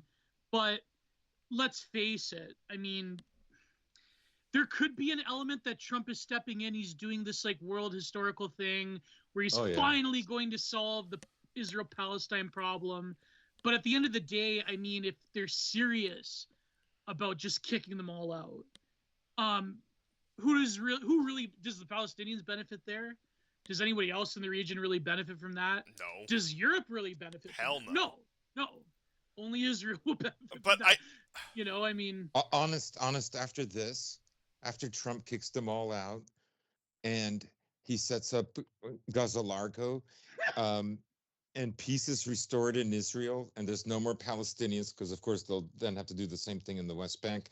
But once that happens and peace is restored, you know what? The Israeli Jews will never ask for Gaza to be given to them formally, just the same way that Palestine was a protectorate for the British and eventually it became. There's no way that's going to happen. There's no way. I mean, it's just too. Even for them, it's too much, right? Yeah. No way. I'll have you Give me a know, break. They have to bend the knee. Once that is all accomplished, we will finally have our MAGA civic nationalism. Yeah. Yeah, and the Israelis will be satiated, and they won't want any more territory. Trust me. They won't build the third temple. They would never. They won't. They won't do that either. Yeah, No. of course. Gaza will be a world preserve site that no country will be in charge of. That'll be the best casinos, better than Kuwait. The best casinos anywhere. Oh man, but that's what I mean. Like if Trump, like I think like his mindset is obviously he wants to do this as a world historical project, but then that leaves the question of forcing the Palestinians to become a diaspora people. That's like another issue that a lot of people aren't exactly thinking about, because like you guys have said, as many people have said, the Jordanians and the Egyptians don't want to do it. And a lot of like retards in the West, they're like, well, why can't, I mean, they're genetically similar. Why can't they do it? Well, it's because that kind of like defeats the whole point if they were to just accept them. Well, you know what I mean? Like, I hate to reference him once again, but Kissinger said that if we expel these people from Gaza and the West Bank, do you think the Israelis are going to stop? They're going to go into Lebanon. They're going to go into Syria. They're already going into Syria. They will keep expanding as long as they're able to. Kissinger said that? Yeah, he said that. This was like off the record comments, but if we let them take that, they're going to move into Syria. Then we have to deal with the displaced Syrians. They're going to move into Sinai. I know they already had Sinai, went back and forth. We're going to have to deal with the displaced Egyptians in Sinai. And this is just going to keep going on and on and on until it reaches a breaking point. And it's gotten so bad, even the pushover Jordanians, if you were to believe the rumors, are threatening war over the expulsion of the Palestinian population. And like I said, not that I think it would come to it. The Jordanians stand no chance. The country's an American military base. But even if the rhetoric has to shift, they would have no choice. Yeah, they would have no choice. They would have no choice. But and it's just like Hamas today temporarily stopped this handing over of hostages. Right? They're supposed to resume Saturday. Now, some people have said this is the end of the ceasefire, blah, blah, blah. I know Netanyahu has asked like all the reserves to come back from home and be prepared for what might come next. Now, now why did Hamas do that? Because if they're going to be expulsed from the land, what else are you going to do? There's nothing left to do. Right? That's the whole point. But how are they going to expel them? That's another question. Yeah. What were you saying, yeah. GSP? Yeah, like, I mean, like, the reason they did this there's a debate, right? There's Hamas in Gaza, and then there's Hamas in Qatar. And some people believe it was Hamas in Qatar that gave the order. I don't know how are you going to prove it, but let's say that's the case. You still have to then think of, for instance, the Palestinians, the Abraham Accords. If Trump gets in, they're basically done for, and so they had to do what they were doing. Remember that Israel already killed hundreds of them that year before October the 7th. In fact, around 238. right? Half of them children. So like, like what are they supposed to do, right? Like you see like over 1 million of them returning jubilantly, jubilantly to this rubble, this ghostscape, this ruin, right? And it's such a contrast with Israeli Jews fleeing in airports, right? Uh, th- that's how tied they are to this land. I'm not saying Trump isn't going to do this. I don't know. Some people believe it's just a bluff to say, Yeah. well, you come up with a better offer. Well, I mean, a better offer would be what about what the Arabs offered the Israelis in 2002 after the Intifada, the second Intifada, right? Well, The Israelis will never go for it. The And what did they Israelis offer them will just exactly not for the stop. list? Yeah. Hmm? What did they offer them? Well, for the listeners who don't know, they offered a deal where it would entail a ceasefire, a number of land. Yeah, what was the deal exactly for people to know? Well, I mean, Jerusalem. I mean, East Jerusalem. Um, is it East or West Jerusalem East. would be Palestinian. East Jerusalem would be Palestinian. The West Bank would be respected. Settlers would settlements would stop. Gaza would be theirs. You think Israel is going to go for that? They're not going to Fuck go No, for that. no, hell no. never. Even a much more quote unquote moderate Israel never went for that. And what was the name of the prime minister who was assassinated in the 90s for almost making a similar agreement? What I Was can't. it Rabin? Yeah, Rabin was assassinated, and Rabin. that's when Netanyahu came to power. And when it comes Nothing suspicious there. no, nothing suspicious at all. But while I think that Trump does think this would be the real estate deal of a lifetime, the Israelis can be happy, the Palestinian question is taken care of, and I think that's genuinely what he thinks about this.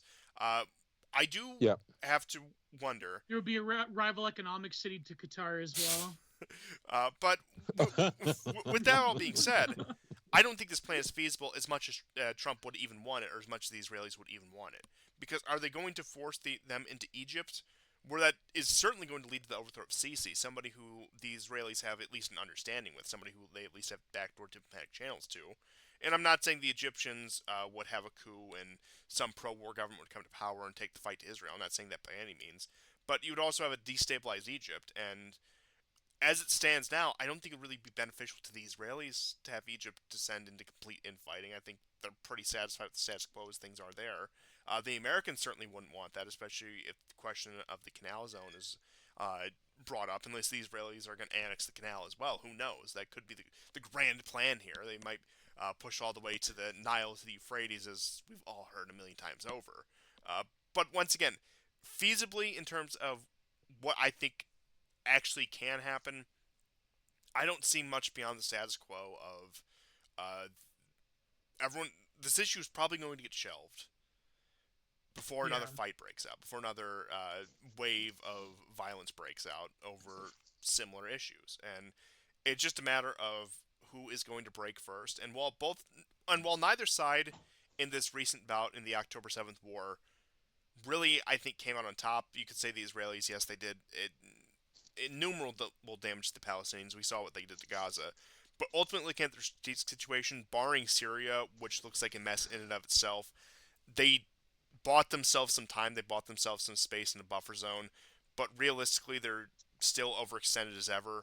The Palestinians, the particularly Hamas, Hezbollah, which of course is Lebanese, they did get the hell kicked out of them. We can't deny that.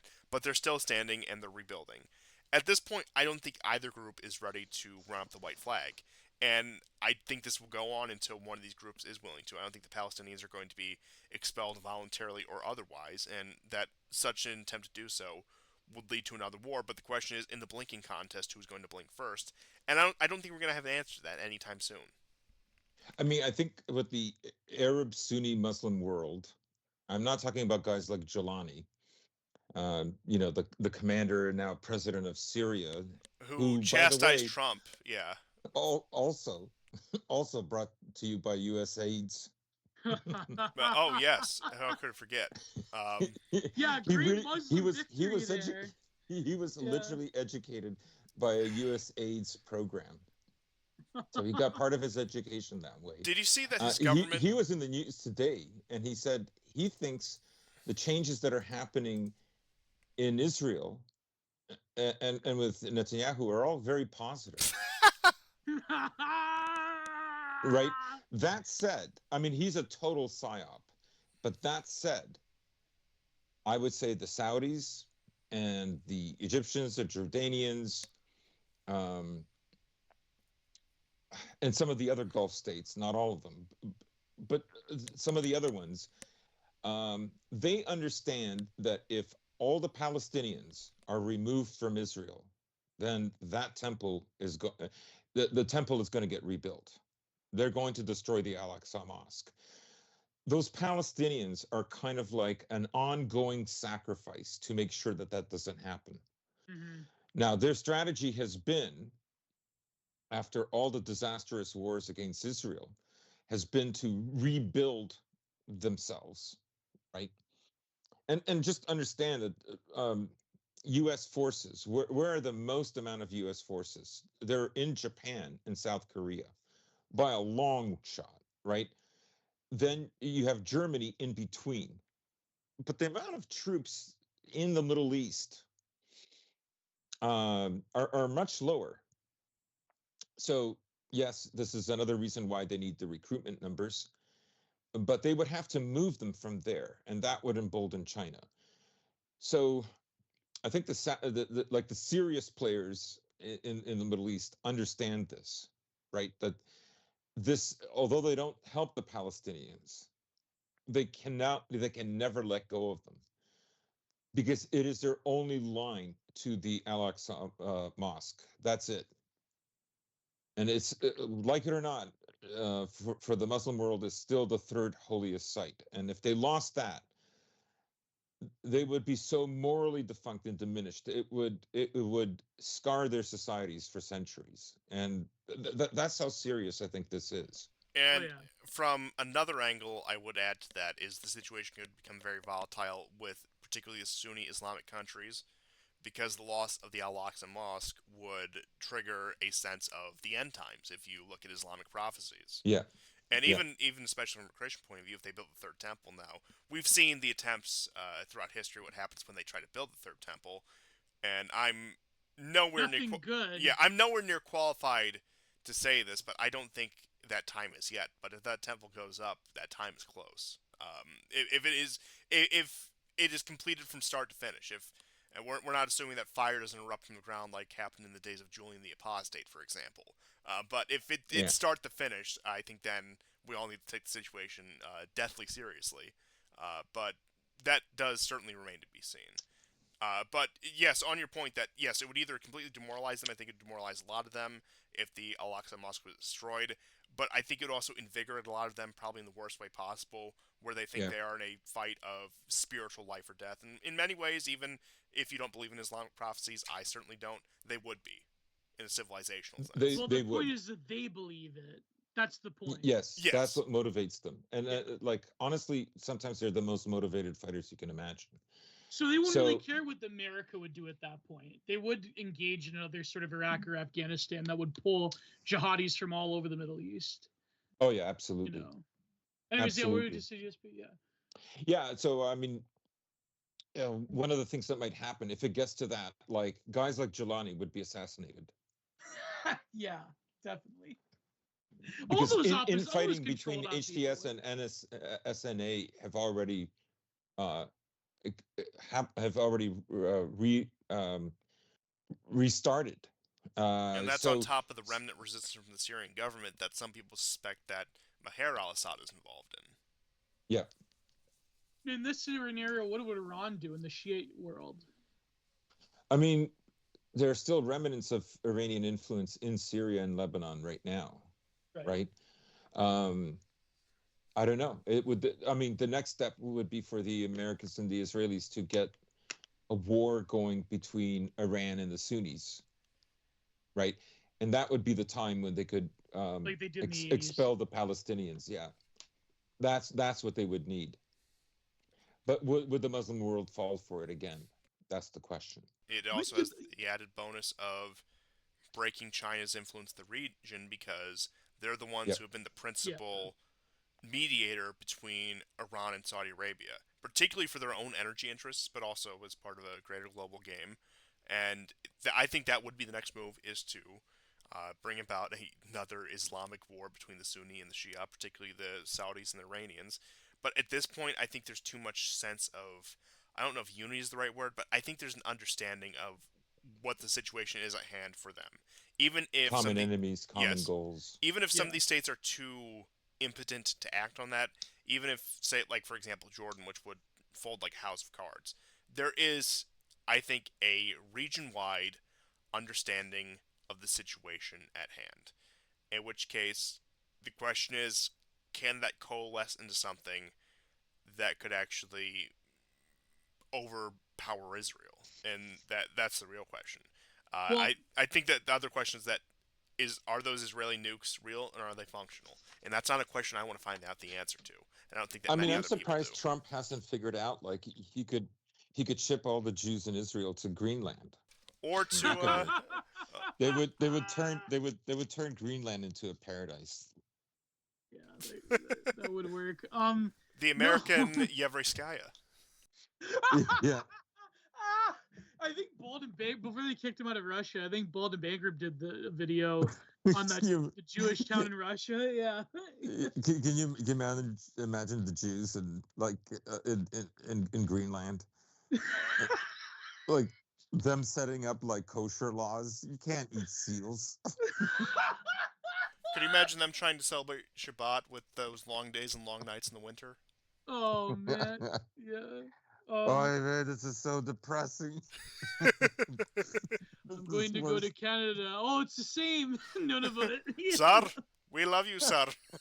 Israel is our greatest ally. We just have to ship all the Indians to Nunavut. That'll really Baffin work. Island sounded so nice. Baffin Island. Oh man. Oh. Yeah, we did. It's funny that joke about like the indigenous people. They're like, we're gonna restore Canada back to the Indians, and it's like the wrong Indians. Monkey's paw Not curls. those Indians, you Not idiot. those Indians. But anyways, no, I think like the like you have to realize like if you've ever read like, for example, Khomeini's writings, the geopolitical situation, it was similar, but in a lot of ways incredibly different in the 1980s than it is now. Israel was obviously at the forefront of his mind, but at the same time, between the West and the Soviet Union both going into supporting Saddam for different reasons, you did have that situation where you had a mass scale 8-year war that cost hundreds of thousands of lives in the Middle East. Could that be possible nowadays? I don't think so, especially after the American invasion in Iraq. I mean, I can see how it would be tempting. I can see how, there's a little bit of infighting always happening in Iraq, but I don't think the people have the stomach for anything remotely like what happened in the 80s. No. I mean, the thing is, though, like it was a matter of Saddam exploiting the inherently unstable political situation after the revolution. Then the Soviet Union thought that they could play nice with Khomeini. Then he like slaughtered like 6,000 communists, and so that didn't work out. And so Iran was in a very precarious situation at the time, but they didn't anticipate to be holding out for 8 years by literally just throwing human waves and waves and waves of young boys. Boys like 14 years old, 13 years old. It's like literally like it's funny because nobody really cares or looks at the Iran-Iraq war, but it literally is kind of like a scene out of the battle simulator game or like Warhammer 40K, where it's like just waves and waves of humans being thrown at different military objectives. Like it was insane. And there was chemical warfare everywhere. Yep. And but nobody really cares about it because of course people were focusing on other particularities of the Middle East at the time. But I think like the Arab world, unless you're willing to have whole armies of essentially American and Israeli controlled shills, I don't really think they have the stomach for that. I mean, what would Afghanistan do that's controlled by the Taliban? I mean, they don't like Iran either, but like, would they go to war with them? You know what I mean? Like, I mean, they have enough problems. Yeah, the Taliban's already cutting deals with Russia and China for pipelines. Exactly.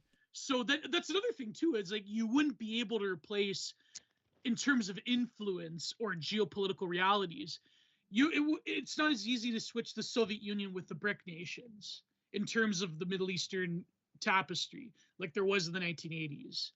So if you have both the Afghanis and the Iranians essentially being beholden economically to the Chinese and the Indians, then, well, I mean, they're not going to go to war with each other. You know what I mean? Like, it's just not going to happen. And then a lot of those guys, like, you gotta realize, like, there's a lot of fucking old heads in Afghanistan. A lot of those guys, like, they just don't have the fight in them anymore. Like, guys like Hekmatyar have been there literally since the Soviets were there. Like, you know what I mean? It's kind of like Iran proper, too. Like, a lot of those guys are old now. You know what I mean? Like, they don't have, like, in Iran, they got a lot of problems because of that. You know, a lot of those fucking guys, they're not gonna, like, yeah, like all the high command in Afghanistan, they've been there since the 80s.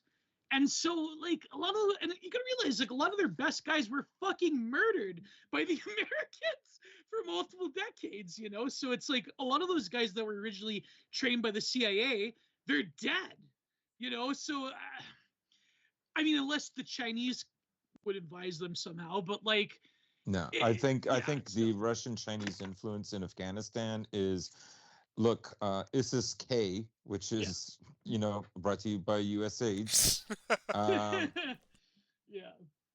Is that's what it is. So don't fall for it. Like you can have a far brighter future, and some amount of normalcy. Like, what do you want to do? Do you want to fight for another quarter of a century? Like, when does it ever stop? Also, a lot of Western countries they're closing their. I mean, to some extent, they're closing their borders. You could say that things are much more critical now than they were 8 years ago. Mhm. So, where would they go? Like, ironically, I think if there was ever a war that would break out in Iran, it would, like, the justification would be that,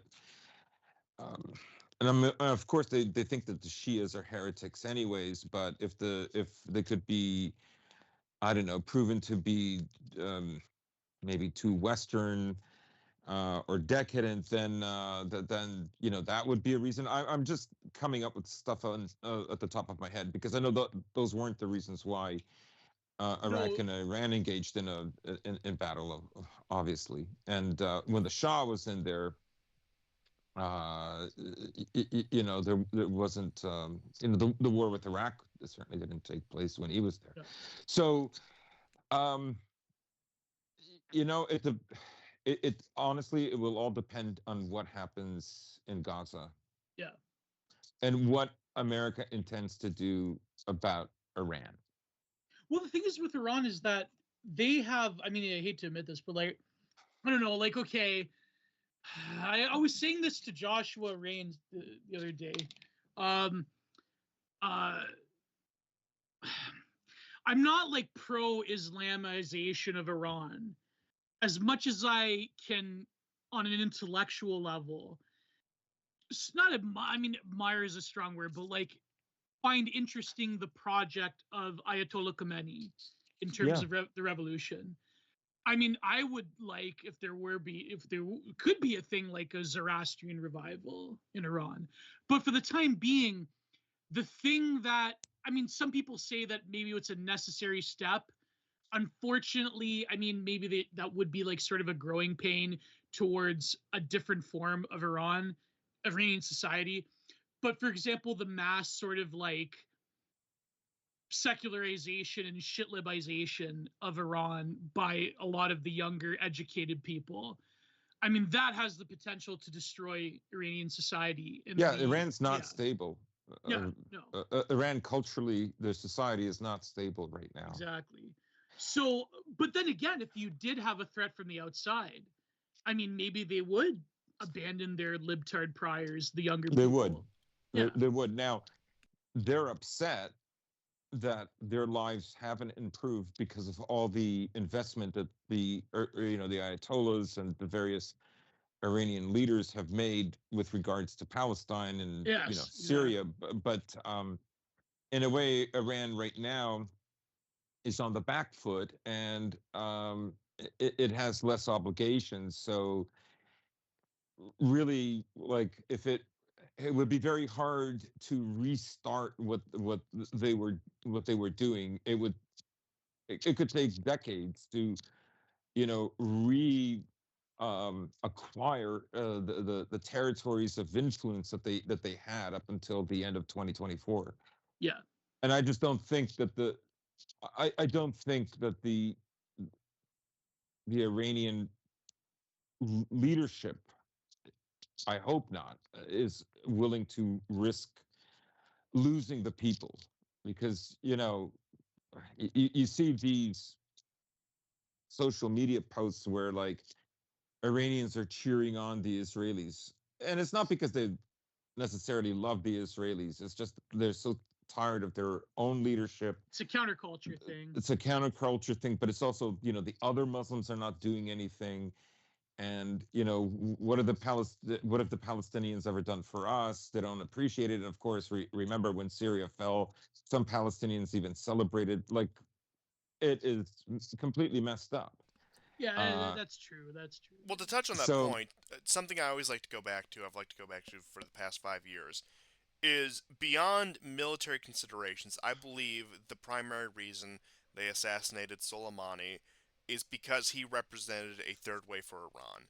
One that Yeah. was mhm, less legalistic about Islam, one that was more even secularized, but still had that very militaristic and and nationalistic nationalistic. side to it, Yes. where they could project power across the region, where they were going to stand up to the Israelis and at the time the Saudis, the Sunnis, but not necessarily be beholden to, say, some of the more doctrinal Islamic laws or some of the legal intricacies that have worn on the population, and that, of course, is also on top of the economic woes and frustrations.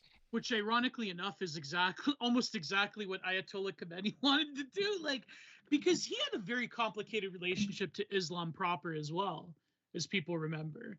And so, I mean, not exactly. I mean, he still was a cleric, let's face it. But like Soleimani, you have to realize, like, I think the way I'm looking at it is that, unfortunately, in terms of influence from the outside, the Iranians don't really have someone like a Ben Salman, like they do in Saudi Arabia, who's younger, who knows, like, is Machiavellian enough to, like, know where the wind's going and can, like, more or less act. They don't have anybody like that. A lot of those guys Yeah. are ancient. They're fucking dinosaurs. So unfortunately, you probably will have more. I mean, maybe not under Trump, but you probably will have, like, things like more NGO subversion and so forth. And Oh, yeah, yeah, yeah. yeah, yeah.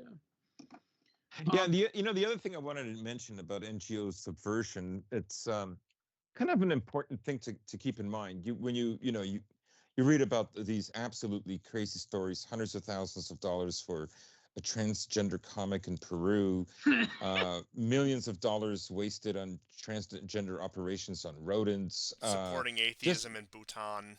yeah, yeah, yeah. like completely crazy stuff. Now, when you think of the world, right, and you think of political ideology, and you think of family structures, yes, I'm referencing, you know, certain analysts like Emmanuel Todd, for instance. Mm-hmm. One of the things he did, he spent decades looking at records from all kinds of different countries about, when someone died, how was inheritance distributed. So with, let's say, with Russia and Eastern Europe. Now, this is true also, like, say, for uh, including, let's say, Macedonia and Serbia, right? And it's true in Ukraine and Belarus, but not in Poland. And that is the family structure is such that inheritance is divided equally amongst the sons. Think of a novel like Brothers Karamazov, right? And in China, it's the same thing. So it's is patriarchal, it's masculine, but there is a division of the wealth of the father that is distributed amongst his sons, right? For instance, Thailand does not have this. Whereas I think Vietnam does. I'm not 100% on that, but China definitely. Germany, I mean, it's changed radically since then. I'm saying all of this because all these USA AIDS programs are about empowering uppity women, right? And the uppity women model comes from the Anglosphere. It was around the late 1700s where this kind of family structure began to develop in Britain, and subsequently, of course, in America. And that was, there may or may not be an inheritance, and it may or may not go to the son, and so forth and so on. And a lot of early rights for women to vote were first established where the women in the 19th century could have inheritance instead of just the males, and so on and so It forth. was Right. mostly a bourgeois woman thing, yeah. Right. But you can see how it developed, right? In Germany, it was also patriarchal, and it was patrilineal, and it was the inheritance went to the son, but only one son, the eldest son, right? So all these family structures also have kind of ideologies that kind of reflect them, right? Yeah. Not always per se the same ideology, but more or less align with these family structures. And you can see that all these USA AIDS programs, and this would be true in Iran, which is what they were doing back like in 2008 or so, and right, they're always going to push for uppity women. They're always, because they need, the countries that they need to conquer have to be like the women in their own countries, right? That's the only way that subversion can happen. Or they just And create the women through other means, if you know what I yeah, of mean. course, that's Yeah. that's Yeah. part of it as well. They go for an education in the West, they come back, right? They're Oh, I meant like recruited. with the transgender surgery, but yeah, that's the other Yeah, way. yeah. The transgender is like that's just literally the next level, right? Yeah. And now, of course, there's been a backlash because that's kind of like a limit that was reached in Western societies. In France, for instance, you have something in between the German and the British. So you have inheritance that could be given to all the children, male or female, but it wouldn't be just one, right? Or it wouldn't be none at all, right? You may or may not get it. Remember that, like I remember when I was married, my in-laws constantly talked about how none of the kids were ever going to get any inheritance. And now they didn't have a sticker on their card that said, I spent my children's inheritance. Remember that those first stickers that ever happened in the U.S. And then there was a few in Canada as well, right? So I remember. I remember seeing my in-laws. I thought, like, why are you telling us this? Like, I'm not waiting for it. Like, right? And I said something like, well, I mean, I guess I won't be coming to see you at the old folks home and feeding you soup. So, Oh. but so so um yeah. Anyways, I just wanted to bring up that, right? And of course, one of the other things that Emmanuel Todd was 26 when he predicted the fall of the Soviet Union, and for him as a demographer, his two biggest data points were if infant mortality is very high, Which it was. which it was, and if life expectancy is low and dropping, that is when a system starts to collapse. A similar kind of thing has happened in the U.S., right? Like, I saw somebody post on Twitter Name one product that Canada makes that's better than the U.S. I can't think of any. And this guy then had a graph about how Canadians live like 8 years longer than Americans, and they have better life expectancy and so forth and so on. So those are actually very important, right? Well, I would And say that's also dropping as well, but that's because of the immigration issue. That's well, it could be, but ultimately they're all part of the society. yeah, Ultimately, you're yeah, you're stuck with that, right?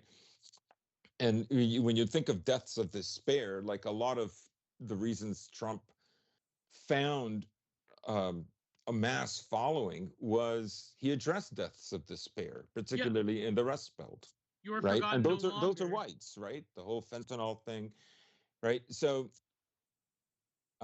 anyways, I don't want to. Let's get back to the top to the other topics we were talking about. But I just wanted to bring that up. No, that's a good one. No, that's true. Like, I think like Iran is also having similar demographic trends. I mean, nobody's having kids, Yep.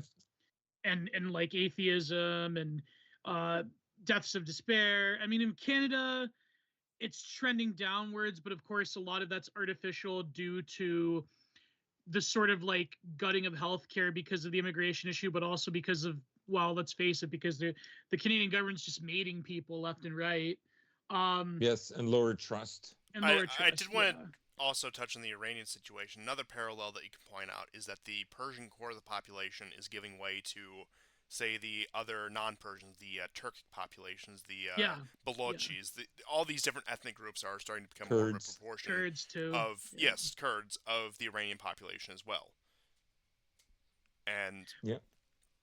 Well, um, when a demographic core of a society starts to erode, I mean, we you don't have to be you don't have to be Arnold Toynbee to realize like what happens there, or Spangler, like it's Yeah. so yeah. The Persian majority in Iran, they do face a lot of significant challenges, Hmm. and I think that Like if there was ever a time yeah, for Iran to like chill out and take a seat, it would be now. and look at yeah, their president, a half Azeri, half Kurd.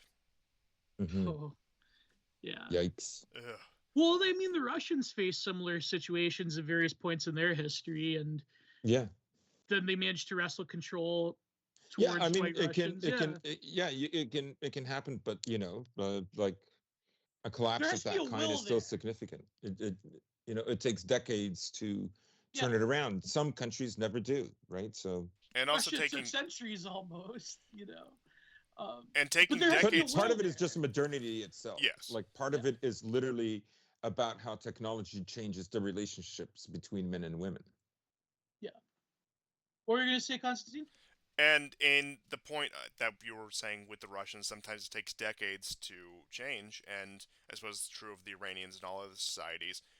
We no longer have leaders that can plan for decades, and Yeah, particularly because of the electoral system, because there was an understanding that if you had a particularly young sovereign, particularly young king, emperor, whatever, he's probably going to be around in 20 years. He's probably going to be the one governing policy in 20 years.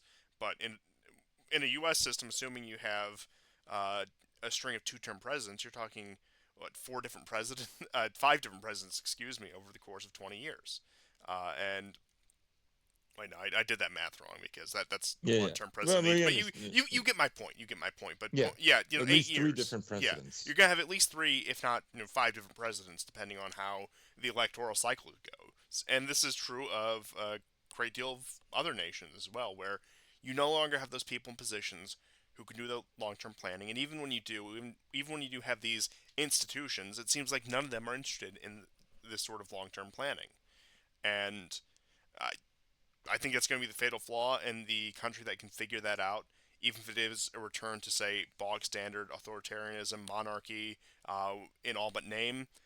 They're going to be the ones who reap the benefits of the future. And I think it's really just that simple. The ones who can answer these questions are the ones who are going to survive.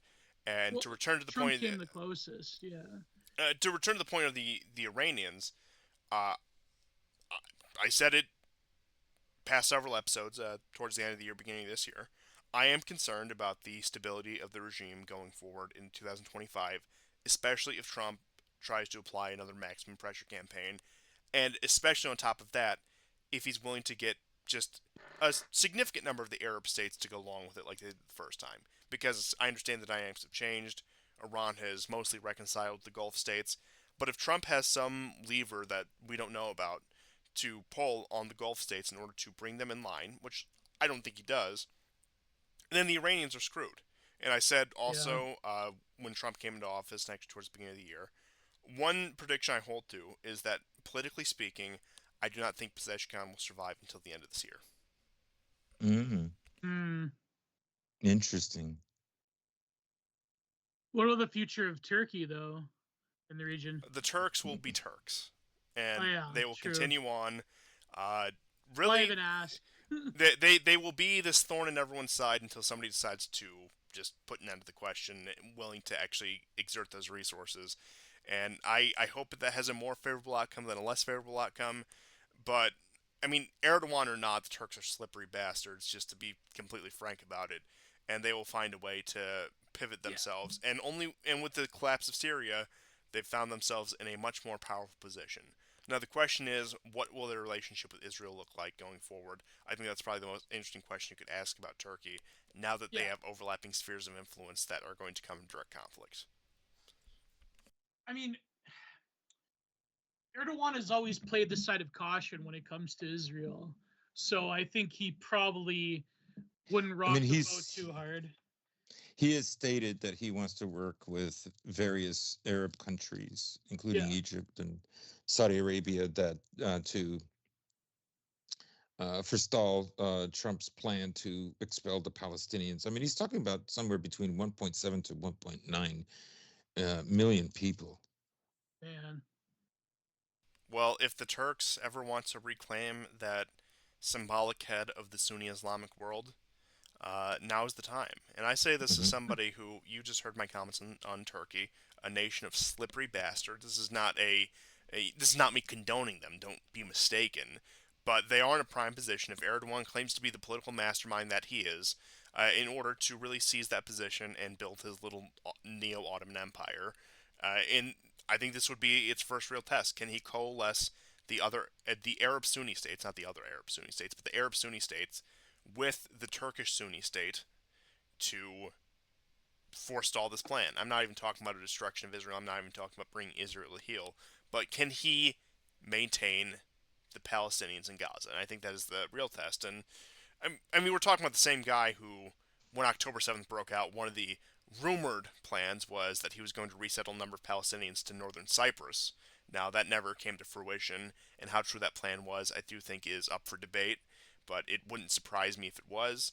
So, this is somebody that you certainly have to keep your eye on, and I know that we do have one commenter. I'm not going to name him, he knows who he is, but always usually no always I'm kidding, he always has valuable insight, and he has pointed out some things about how Erdogan is in many ways controlled opposition like a lot of these western right-wing politicians, that he Mm. has cordoned off what would be a more radical Sunni Turkish population into a more mild form of nationalism that doesn't necessarily go up against Israel. However, I do believe circumstances are changing. Will Erdogan be the man who leads He has that to save charge? face with the Arab world. Yes. Will Erdogan be the man to lead that charge? I frankly don't know. I think he's going to be here for several more years, and the question is he up to that challenge? And we will really see, because otherwise, I suppose, such a challenge would fall on the shoulder of either Mohammed bin Salman or Sisi. Realistically speaking, those are the other two, I think, who could inherit that mantle of leader of the Sunni Arab world, especially Mohammed bin Salman. And I think there's a big question mark whether or not either of those two, especially the Saudis under Salman, would be successful. Well, I think you mentioned, Constantine, about leaders having a lack of world historical vision or even thinking multi-generationally. I can only really think of maybe one. Well, apart from like the monarchy in Bhutan, that's about it. But like, I hate to say, well, as much as I don't like him offloading his radicals onto this country, I can only really think of like Modi being one of those people I agree. who does have like a sort of like a very like Vedantic fundamentalist vision of India and Yes, where it's going forward. he has a Yeah. civilizational view of the world. Love him or hate him, Yes. and that Maybe is how he Xi governs Jinping. India. Yeah, maybe Xi to an extent, but he's still a Oh, for sure bureaucrat. he does. Yeah, yeah. Yeah, I mean, Xi he still Jinping is a bureaucrat, but is the wedding yeah, between, say, 20th century communist bureaucracy with this more civilizational view, and post he's Genghis China. yeah, Yeah, he's managed to create the synthesis that works. And I do think that will need to be refined in the future, but he's certainly gotten the ball rolling, and I think that the rest of his yeah, tenure will be very successful. Putin is a case in and of himself. I think he understands these things to a degree, yeah, but the question is how constrained is Russia just in terms of practicality. I mean, you listen to his speeches; he certainly understands these concepts on a fundamental level. But the question is, how able is he to act on them? And I think the Ukraine war has been monumental in terms of that. In terms of he is launching a special military operation on behalf of his co-ethnic stuck abroad, which was you listen to his speech. That's really what it gets down to. In order to subdue the battering ram of a historical rival. And yeah, like I said, he clearly understands these issues, but Russia is in a very precarious situation, to say the least, right now. And I'm not saying that to parrot mainstream media, but I think it's undeniable that the fact that Russia was forced to initiate this action shows a complete departure of what, say, Putin would have wanted to take. And I think beyond Putin, there's certainly people within the Russian elite who have the same, if not greater, understanding. And still, at this point, he is getting older. We're probably looking at his last term in office here, last term or two in office. And the question is, well, who's going to be his successor? And I would imagine somebody of that sort. Medvedev, as much as he might be, let's just say, an outspoken figure, he might be a little more he's on not the the. guy. No, I don't think he's the guy, but I still do think he has that understanding. But once again, publicly speaking, Putin surrounds himself with number crunching bureaucrats, and you know what? They do Yeah, their job. They do their job well. Russia is still standing. Russia is actually, in some ways, thriving under them. Love them or hate them.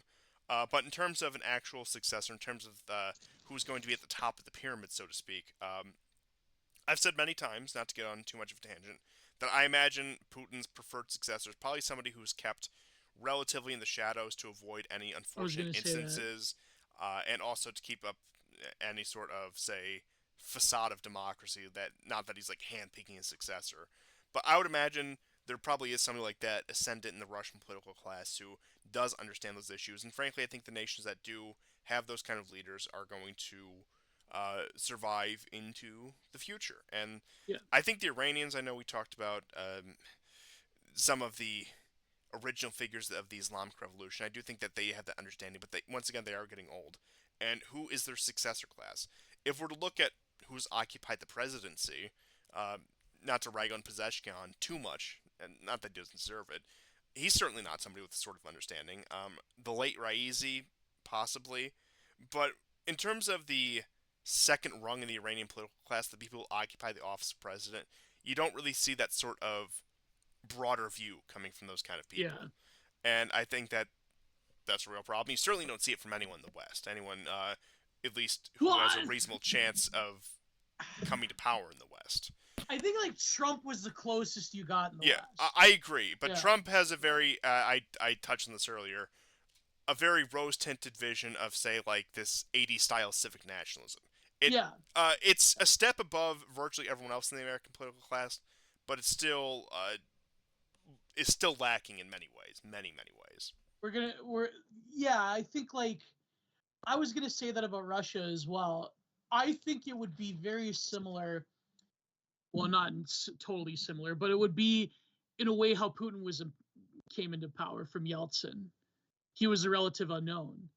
There's someone in the shadows. There's someone younger, way younger than Putin, that probably nobody, certainly nobody in the West knows. Maybe not even people in Russia know. In terms of like a functionary that has that vision to lead Russia into the future. Well, it's We're not okay. going to know who that person. A prophet is yet to be revealed in his own house, sort of deal. I have it But on I good think authority that Dugan already has the successor handpicked.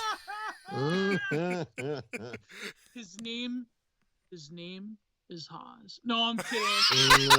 That'll never happen. Um, no, but I think maybe Iran, like Trump will, he'll force Iran. He'll sign an executive order. It's like, we're going to have a GWAT revival. I'm going to force Iran to bring back Ahmadinejad. We're going to put Godsmack in all the military recruitment commercials again. We're gonna put Creed back on the Super Bowl halftime show. It's gonna be the 2000s all over again. And it's like it's gonna be like millennial GWAT nostalgia. We're gonna do Fallujah. We're gonna do it again. We're gonna go back. The Zoomers. It's like, we're gonna bring. Is Ahmadinejad still alive? Oh yeah, and he actually tried to run for president, but was denied by the councils that determined Oh who was allowed to no! run. Oh, that's terrible. Even though Oh I'll tell you fuck. the bizarre thing about him is that when the Ukraine war first broke out, he initially made very pro-Ukraine statements, which I thought was just bizarre. Yeah, yeah. But he has also had public appearances since. He hasn't touched on the issue. But that where in terms of Iranian politics, he probably is somebody who would be able to have that kind of vision. But Yeah. like I said, He's getting old too. he is getting old, and the Ayatollahs and the other governing bodies of Iran, I don't think are willing to let him near the halls of power. And What happened? How did he fall out of favor after the 2000s? What happened? Is it just that they saw what happened in Iraq and Afghanistan? He didn't do anything about it. Like, why did he fall out of favor with them? as for his exact fall from grace, I actually really couldn't give you the details. And I'm fascinated because I remember when I was a kid, you used to like see him everywhere, like literally, like he was like fucking jib jab early YouTube videos, like it's like man, I can't believe I'm in this point in my life where I'm fucking nostalgic over Ahmadinejad. Like I never thought I'd be that much of an old troon, but But like it's true. in all seriousness, what I think was Felt probably like yesterday he was empowering to me, what was probably the Eh, impetus for his real fall from grace, I would imagine, is that when you got into 2011, 2012, 2013, when Obama started to put out feelers towards an agreement with Iran that hmm. he was done away with and that you need somebody much more moderate in power in order to go along with such an agreement, Oh, there you which go. is what they ended Yeah. up getting because the Iranian political class thought that they could bury the hatchet with the United States, so to speak. That all went up in smoke, Oh and boy, were they wrong. we have what we have It's like today. they didn't even read Khomeini's writings about the United States. So they didn't even read it. Like fuck, what did you expect? Especially with Obama? Come on. Oh my god, it's crazy. No, I think that's why they stabbed him in the back because they couldn't have like him calling for the death of Israel in America anymore. They Yeah, needed like they needed like a lib. I So can't remember the name of was it Rouhani? I think it was the one who signed the Iran deal. I think it was I think it's Rouhani. Rouhani, yeah. Yeah, I think it was Rouhani, then Rouhani. who was replaced by Raisi, and then we got Ahmadinejad, which is interesting Yeah. because we've had, since Ahmadinejad, this back and forth between hardliner, moderate, um, so on and so forth. I remember during the Bush years, he was schizophrenic that way. Like he would say like Mark Bar America one day, but then he'd like say something totally moderate in the opposite direction. Yeah, I don't know. I kind of miss the guy. I'm not gonna lie. I They kind of miss him. There's definitely not that quality of sort of Middle Eastern leader who keeps things dynamic, and Yeah, I and whether that's Yeah. for better or for worse, he who was knows? fun. That's why I miss him. He was fun. Yeah, It was very funny it was always to a see him. headline, Yeah, it and was always yeah, yeah. He was like the Iranian Trump. get him, Oh, Trump, and that's gonna be Arestovich a in quote. one room. Yeah, can you imagine like Ahmadinejad and Trump trying to hash things out? That'd be crazy. Yeah. Oh man, that's good. I should tweet that out. Ahmadinejad was the Iranian.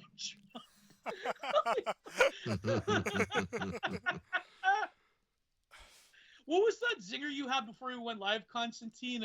Yeah, I was just going to ask you about The that. whitest palette. Oh yes, yes. Oh, this is beautiful. This we were discussing off air.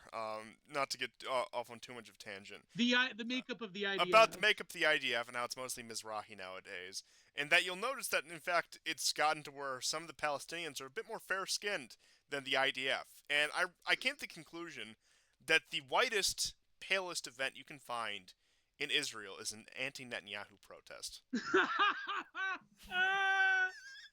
Yeah.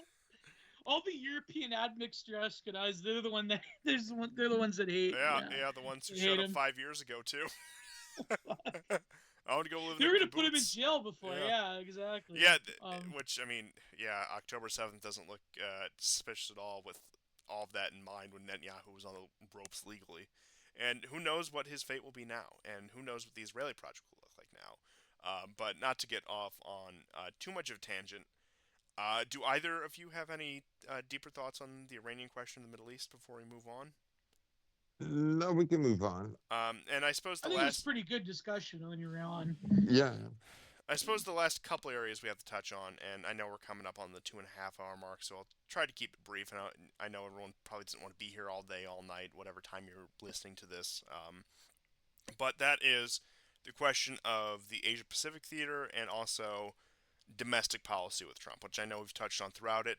But in terms of the Asia Pacific, this seems like an area that Trump so far, and I know he's only been in office for like 3 weeks at this point, uh, has not been an area of major concern. Now, there were, of course, the tariffs on China, and it looks like those are here to stay. Those were worked down to about 10% tariffs, and this is par for the course. This seems like an action out of his last administration, where he is playing this trade war game with China, and how that will continue on into throughout the administration remains to be seen. However, it also does play into the fact that yes, Biden also did tariff China. It does show a significant change in U.S. policy towards China, prompted by the Trump administration, where it is more adversarial, where it is more willing to engage in outright trade war and economic pressure against the Chinese, whereas before that, it was an attempt to keep the Chinese in the good graces of the American empire, keep Chimerica, as some people called it, alive, where they wanted them to be that manufacturing arm of the American empire, where yes, they might flirt with Russia, they might flirt with other quote unquote anti American forces, but at the end of the day, align with Washington.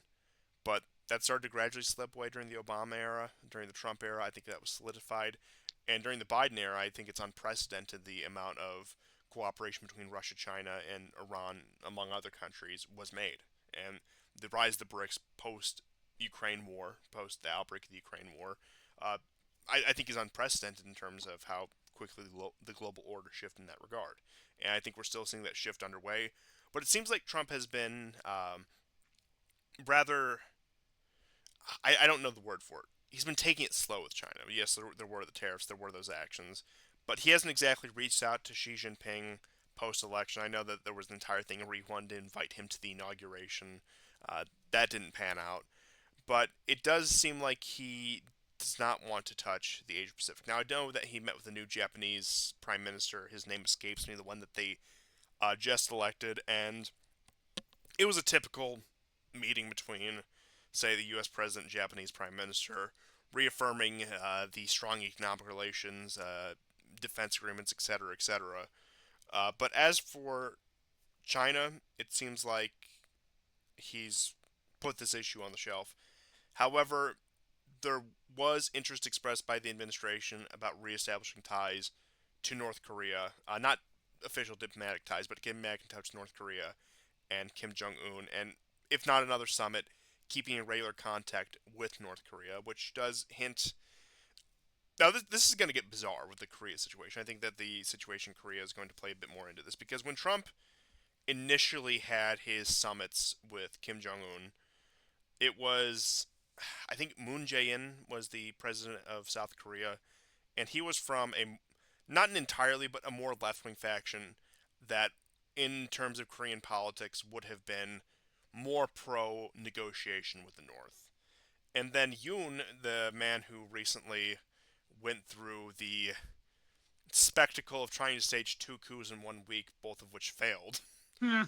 uh, Yeah. was very much a hardliner on the North Korea issue to the point where one of the justifications for these so-called coups, or coups that these attempted coups, I think is how we should put it, is that he was rooting out quote-unquote pro-North Korean subversives. Now, how true is that? What I do think is interesting about that is that the U.S. Embassy in Seoul or the State Department did not issue any condemnation of the coup attempts in Korea, which makes me think that Washington probably had some tacit support for this in the last days of the Biden administration, Yep. which Yeah. creates a very odd dynamic where if Trump does want to pursue this policy of reconciliation in Korea, he finds himself more aligned with the political left in North and South Korea, excuse me. Whereas if somebody wants to pursue a hard line in Korea and China, as clearly Biden did, they found themselves aligned with the right wing in South Korea, and it does because what I think the ultimate strategy is, what I think it was back during the first term is, look, Korea is not going to be reunited, but there can be a mutual understanding established between the two Koreas and set forth the path towards some sort of unification, maybe at some point in the far off future. That can be used as further leverage against China because they would have to cede ground on the Korean Peninsula. South Korea, which is the economically powerful one between the two, uh, still under strong American influence, making inroads with North Korea. At that point, you're pushing China back further and further. And I know the Chinese participated in the diplomatic process between America and North Korea, as was to be expected. But I do think with Trump, you are getting that push again for some sort of breaking down of barriers, both metaphorical and literal, on the Korean Peninsula in order to up that pressure on China. Whereas what's interesting is I think during the Biden administration you saw the exact opposite of this, where it was the ratcheting up of tensions on the Korean Peninsula to box in China. Because if they could make North Korea feel the heat, which we did see increased military cooperation between South Korea and the United States under the Biden administration, then North Korea would be forced to respond, China would be forced to respond. It would become a standoff situation. For a while there, end of last year, even in the year before that, I was speculating. Out of all the hotspots in East Asia, it does seem like the Korean Peninsula is probably the most likely, even over the Taiwan question, and even returning to the Taiwan question with Trump. I think he is playing his cards very carefully on that. I don't think he really wants to touch it, go beyond status quo. He doesn't want to necessarily arm the Taiwanese or integrate into further defense agreements. Now, of course, he's been making very pro Taiwan statements. He's been buttering them up as he does. There's been the question of what's Vietnam going to do? Because Vietnam, for a number of years, was trending towards the United States. Under the Biden years, you did see something of a retreat towards China. Vietnam is on very good terms with Russia and the BRIC states, so it's a neutral ground in the region where I think influence will be fought for. If not politically, then maybe literally. But I don't see Vietnam 2.0 happening anytime soon. Don't worry. Yeah. I think everyone can rest assured that we're not going to see another hot war in the jungles of Southeast Asia anytime soon. But I do think that is another interesting question of influence. The Philippines is another one of those where Philippines for the longest time was a glorified American military base. There was some Chinese influence that crept in. It went back and forth. But there are a lot of these zones that are, I guess you could say, up for grabs in the Asia Pacific right now. On the Korean Peninsula, and particularly with the question of North Korea and what American policy towards that's going to be. Uh, Vietnam, Southeast Asia, which I suppose the Philippines could stretch into, and also Indonesia, which is a rapidly rising country, large population. We're seeing, at least on paper, significant economic growth out of Indonesia, and that also has been one of the proposed locations where, if America is to do so-called friend shoring, where it doesn't bring its industry home from China but brings it to other quote-unquote allies, that Indonesia is a candidate for that, where they can crank out the cheap consumer goods but also deprive China of the economic revenue of being the manufacturing arm of the West. But Hmm. that's my general assessment on the situation in East Asia since the beginning of the year, end of last year, and also since Trump has taken power. But it does seem like between the three big theaters, it has been the one he's neglected. In fact, he's paid more attention to, say, Latin America and North America than he has the Asia Pacific so far. I think that it will become relevant soon. I think that when we see the Chinese perhaps really set their agenda for this year and the years to come, we'll see more of an American response. But unlike, say, the Middle East, and even to an extent, Europe and Ukraine, this doesn't look like an area of the world where America is really being that proactive and more reactive. I mean, they've already invested a lot of troops, as I said, in in Asia to begin with. Yes, yes. And of course they're building up their forces in Australia as well. So they are there, and they are there in vastly bigger numbers than they are in Europe or the Middle East. Um, Really, it will be kind of like the situation in the Baltic Sea, where if if China continues to uh, increase its economic power, its manufacturing power, and by the way, manufacturing and tariffs, for America to return to, let's say, it briefly increased tariffs to very high amounts during the Depression. So did Britain; they had to. Um, but I mean, that barely did anything. Ultimately, it was still economically very difficult, and it was World War II that brought them out of it.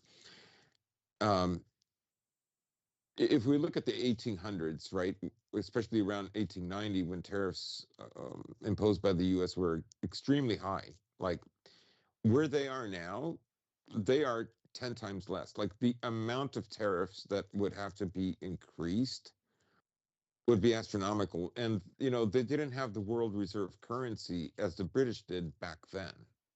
So, how can I put it? It will be a very tall order for the Americans to reindustrialize. And then if the world doesn't go along with them reindustrializing and dominating the world even more, then he's going to just he's going to tariff and sanction the entire planet. I mean, okay. I mean, go for it. Let's see you do it. Well, apparently for steel and aluminum, he's doing it. So, but I I mean, mean, the Chinese have already hit back. They did 10% and then 50% on yeah, Nvidia, and like even China from 8 years ago is not where it is now. Like China has far more partners. Like China has the most disposable cash of any country right now. All the tariffs that were introduced by Trump and then added on to by Biden and whatever Trump comes up with have not really affected their economy in a serious way. So, you know, yeah. But that's what I mean. Like, I think the bid to sort of like revive domestic American production, um, unless America is willing to artificially suppress their currency the way that China does to attract foreign yeah, investment, yeah, or unless they're willing to actually put their money where their mouth is and revive the Rust Belt. But then, like I was saying before, then you have the reality of price gouging when it comes to American steel and aluminum manufacturers, where they could just, as long as they're a smidgen or a hair below the benchmark of what it would cost to get aluminum from Canada or steel from China and Canada or wherever, they could just charge whatever because it's cheaper technically, but not really. So people like construction workers, home builders, manufacturing plants that work with aluminum and steel, construct, like all those people are going to get fucked regardless. Temporarily, of course, but when it comes to actual production, that's a different story. So I mean, I don't know, like I guess not that I'm like a libertarian anymore. I mean, we all went through that phase, yeah. but I understand the logic of why Trump is doing this. It does sound very sexy and pro-nationalist and patriotic, but I think the realities of life in the 21st century are much different in a globalized world than they are when was it McKinley then? Yeah, when it was McKinley that imposed McKinley, yeah. tariffs. Yeah, And to and add to rebuilt that the American point, economy. if the concern is over the trade deficits, given the status of the USD, the United States dollar, Yeah, as the world reserve currency, the Americans have no choice but to run a trade deficit. It's impossible to do anything otherwise That's while right. the American dollar dominates the world. And that in order to have trade balances, it's going to require, ironically enough, de dollarization. It's going to be actually the plan of BRICS, of these nations that have formed economic blocs independent of the American-led trading system, independent of the U.S. dollar, would be they're the ones taking the necessary steps in order for the Americans to balance their books in terms of trade. And I don't know, I just think I actually have a graph right here I'll put up uh, to show the supply or to show the U.S. trade deficits. And this is just in recent years, so I'll send this to you guys in just a moment. So let's get this up on the screen for everyone else because I think it brings out some interesting points here. So here is the graph right here, and then I'll send it to the chat so you guys have an idea of what I'm talking about. But it's just been exponentially growing since '92, since the end of the Cold War, and peaking last year. We saw a little bit of a dip in 2022. This is measuring every other year, every 2 years, and I can only imagine going into 2025, 2026, this is only going to increase because it's part of the structure of the American empire. Part of that is just that it needs to send its money abroad. It needs to make favorable trade deals abroad in order to keep these imperial vassals in line. They need to sweeten the pot for, say, countries like Indonesia or Vietnam or the Philippines, or even, depending on what Trump policy decides to do, India, if they try to peel away BRICS countries. And simply, there are two mutually exclusive desires that Trump has, at least that he publicly has, and that is to once again get these countries on the side of America, under American leadership, or to balance the American books, have fair trade for the American people, and one of those necessarily comes at the expense of empire. And is that a sacrifice Trump and his team are willing to make? And I think that's a sacrifice that I mean, the biggest it's not thing a that, question. Don't get me wrong, right, but the biggest obstacle will be Wall Street. Yeah. I mean, he will literally have to do what China did, and that would be to reduce their America's oligarchs into tycoons, like where the government has the last word, right? That's what he's going to have to do. He's going to have to fight Wall Street, right? Like I said in the last show, when they bailed out GM, right? Well, they bailed out the investors, the stakeholders, the stockholders, right?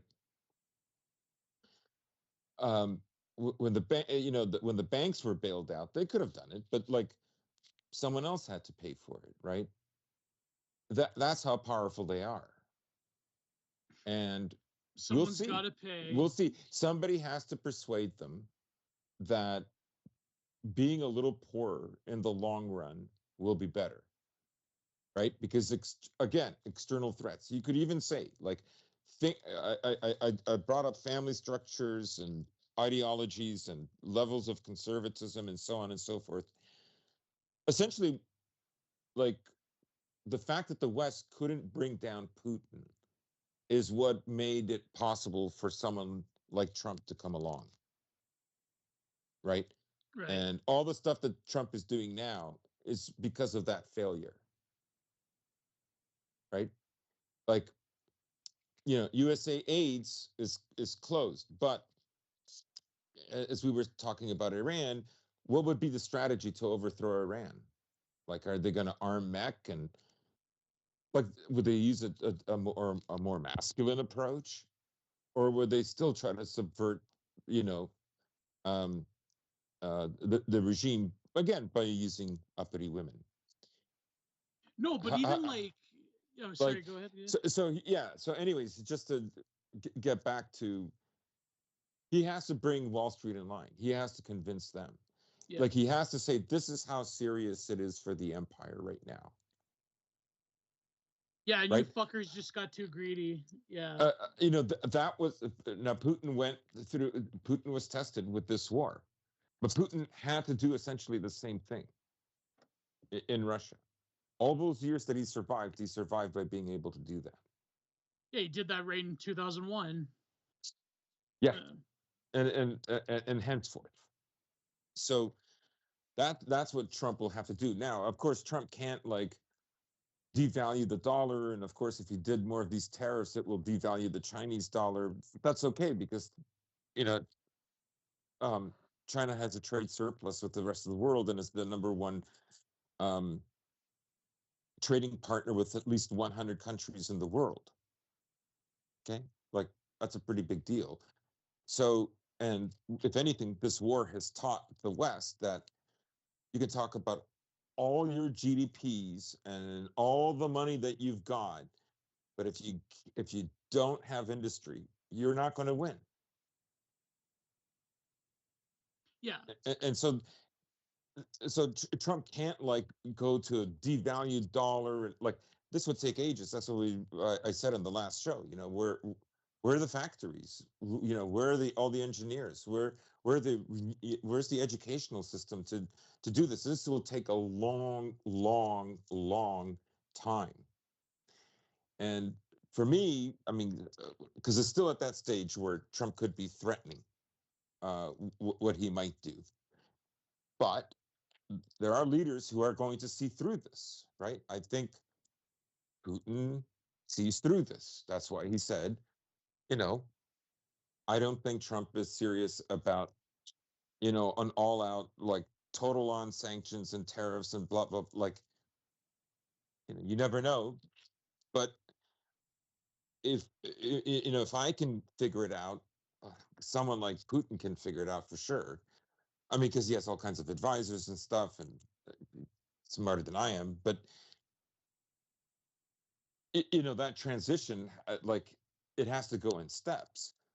Trump can't just devalue the dollar and then like the companies aren't here yet, right? Like they just yeah. finished destroying Europe in order to do that. Well, a lot of them, like BMW and Mercedes, have also gone to China, right? So Well, uh, that's the thing. Like a strong American dollar. If you're an American, you're getting paid in USD, and when you go to other countries or you're importing, you're going to benefit of temporarily, course, yeah, of course. But the thing is, when it comes to the rest of the world and buying American goods, like Canadians especially, we're fucked. We're not going to do that. Why would we? Because if we can't afford basic necessities because of that strong American dollar, but at the same token, it's a delicate balance between, like you were saying, devaluing the currency just enough, but raising American manufacturing to a yeah, level where people can buy American goods again. That's that's a right, very delicate balance. yeah, And so rapidly devaluing the dollar, I mean, that's the way the Chinese could do it because they did it over decades. I mean, it Hell, was it's the way during the Japan did Asian it too. financial crisis. Oh, what'd you say, It's Constantine? the way Japan did it too. And Japan, exactly. And Japan is still, going strong. I mean, yeah, they have an aging population. Uh, they have a population full of femcells and incels, but it's like, well, they withered the storm in the 90s when the rest of the world was turned on. And this is something So, that yeah, Trump also pointed out in his first term, that the reason why the Chinese and the Japanese were able to get such advantageous trade deals is because they would devalue the currency.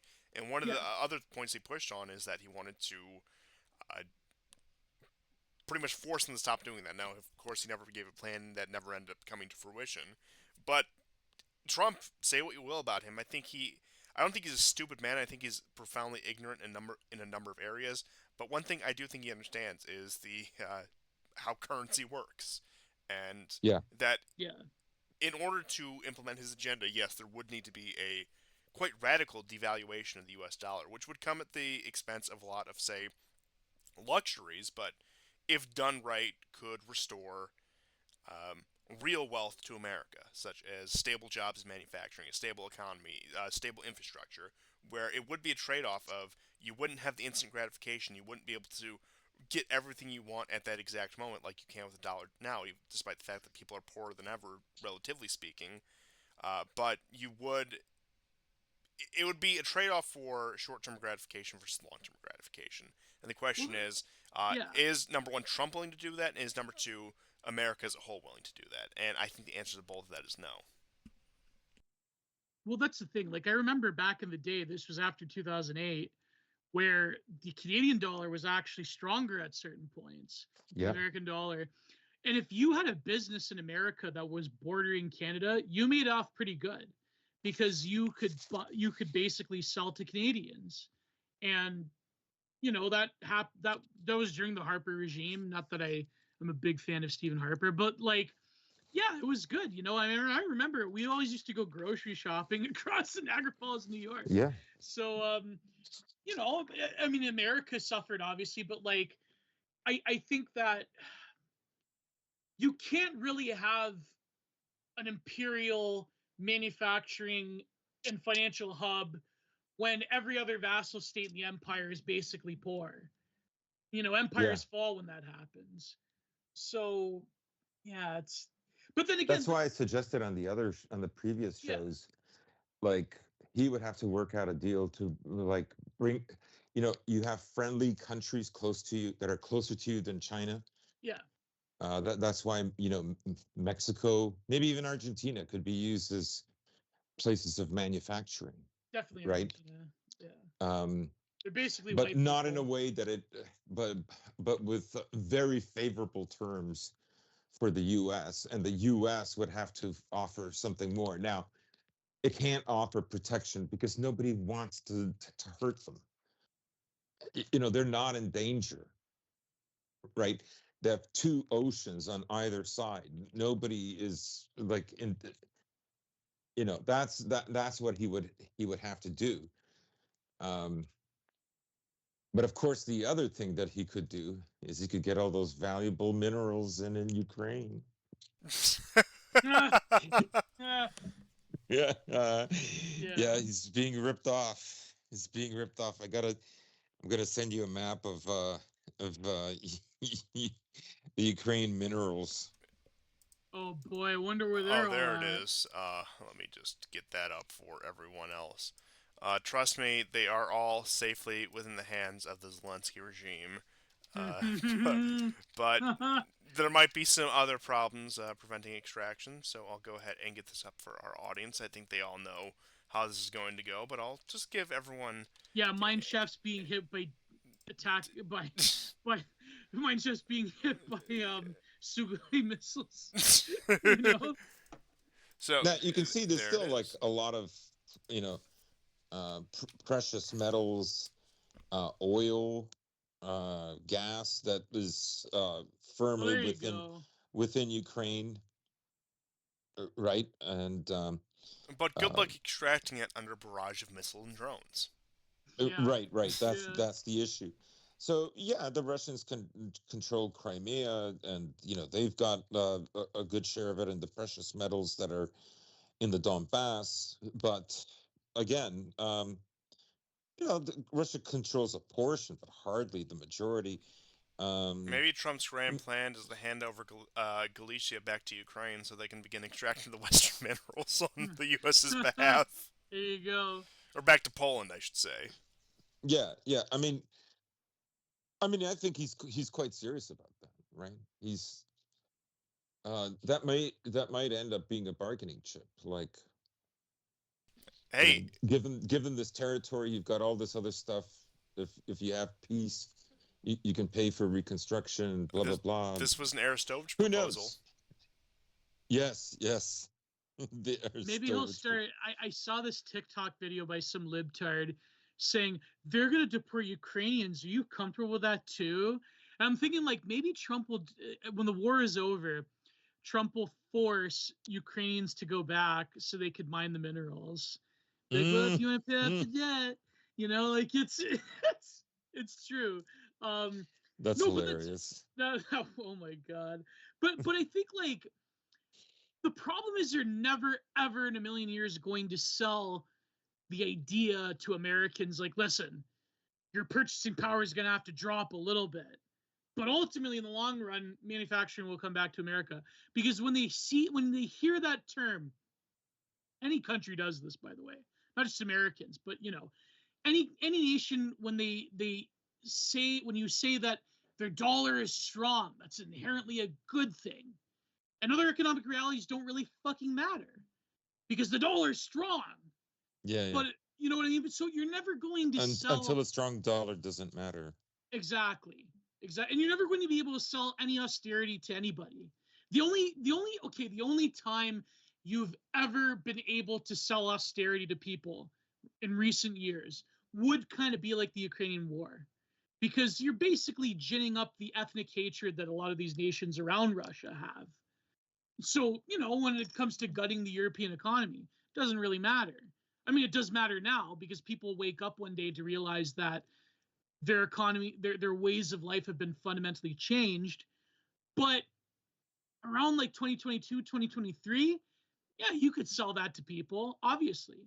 I mean, I saw a bizarre, unhinged Pollock take that I don't care if my kids are handed over to the transgenderism and my country is run by Satanists. I just don't want the Russians here.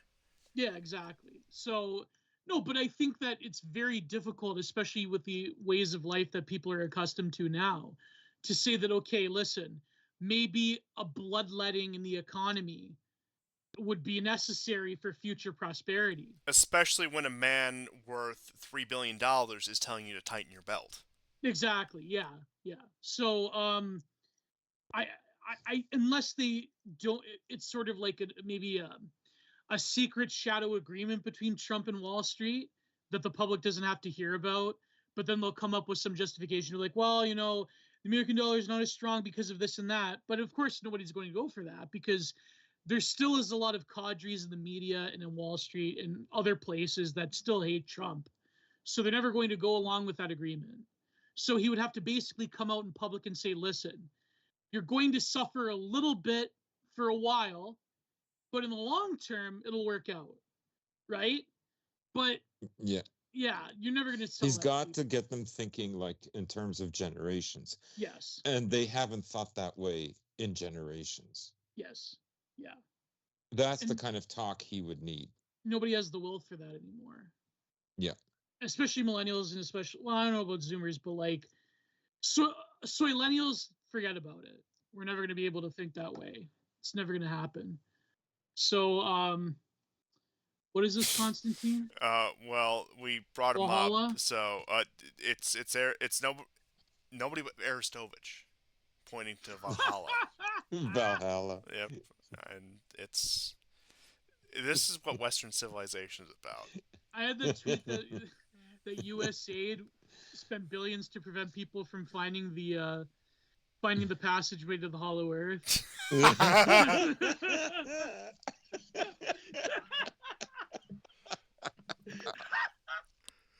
So true. To keep the Agarthans from you. Can you imagine? Why do you think Trump wants to take over Greenland? He knows. He knows. Yeah. Like, you should get like Biggie Slonk or Volnos to do like a Trump Greenland like Hyperborean edit, where it's like, well, I think they've already done that though. I think they've already like. Can you imagine an American submarine spotting Kanye West with a few like red baseball caps, "Make America Great Again" in Greenland? We've got trouble. But is it any coincidence that the American air base in Greenland was named Thule? Yes, there you go. That's right. Yeah. There you go. It's kind of like the Denver airport, but based. Denver airport, gay globalist. Yeah. Denver oh my airport. God. Yeah. Gay globalist apocalypticism, Thule airport based. Well, you remember that GSP, the Denver airport thing? Oh yeah, of course. The mural? Yeah. Yes. What an insane mural. Those Masons have a sense of humor, don't they?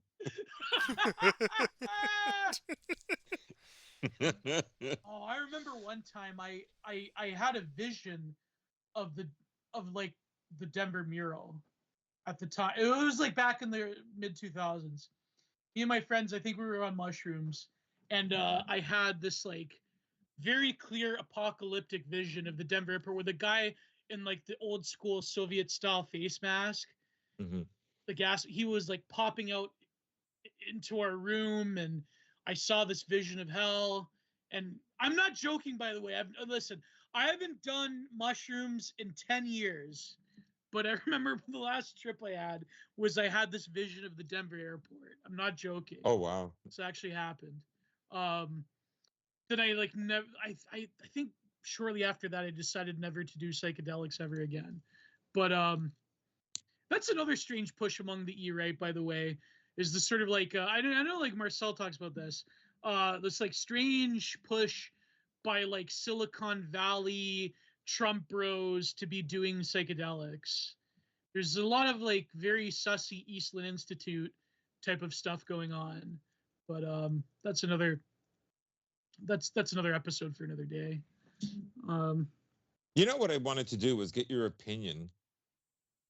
You know, when Trump announced the whole Gazalargo program, Yeah. there was a kind of a debate who came up with the idea. Some people said it was Trump. Some people said it was Netanyahu. There was one article that claimed it was Kushner again. Mm-hmm. What do you guys think? Because, like, some people, like Scott Ritter, is just nuts sometimes, completely nuts. He's like, did you see the way he was like, you know, grabbing onto the podium? He was really upset. I'm going, are you nuts? You think he's upset? Oh yeah, the Americans have shut the Israelis out. You can't do the job, so the Americans will have to go in. That's when Bibi. It's like, dude, they've been trying to get the Americans to fight for them for ages. Are you insane? Like, as I said earlier, like, they're going to eventually take this land that the Americans will conquer for them, just the way they did with the British. Like, you're an idiot, right?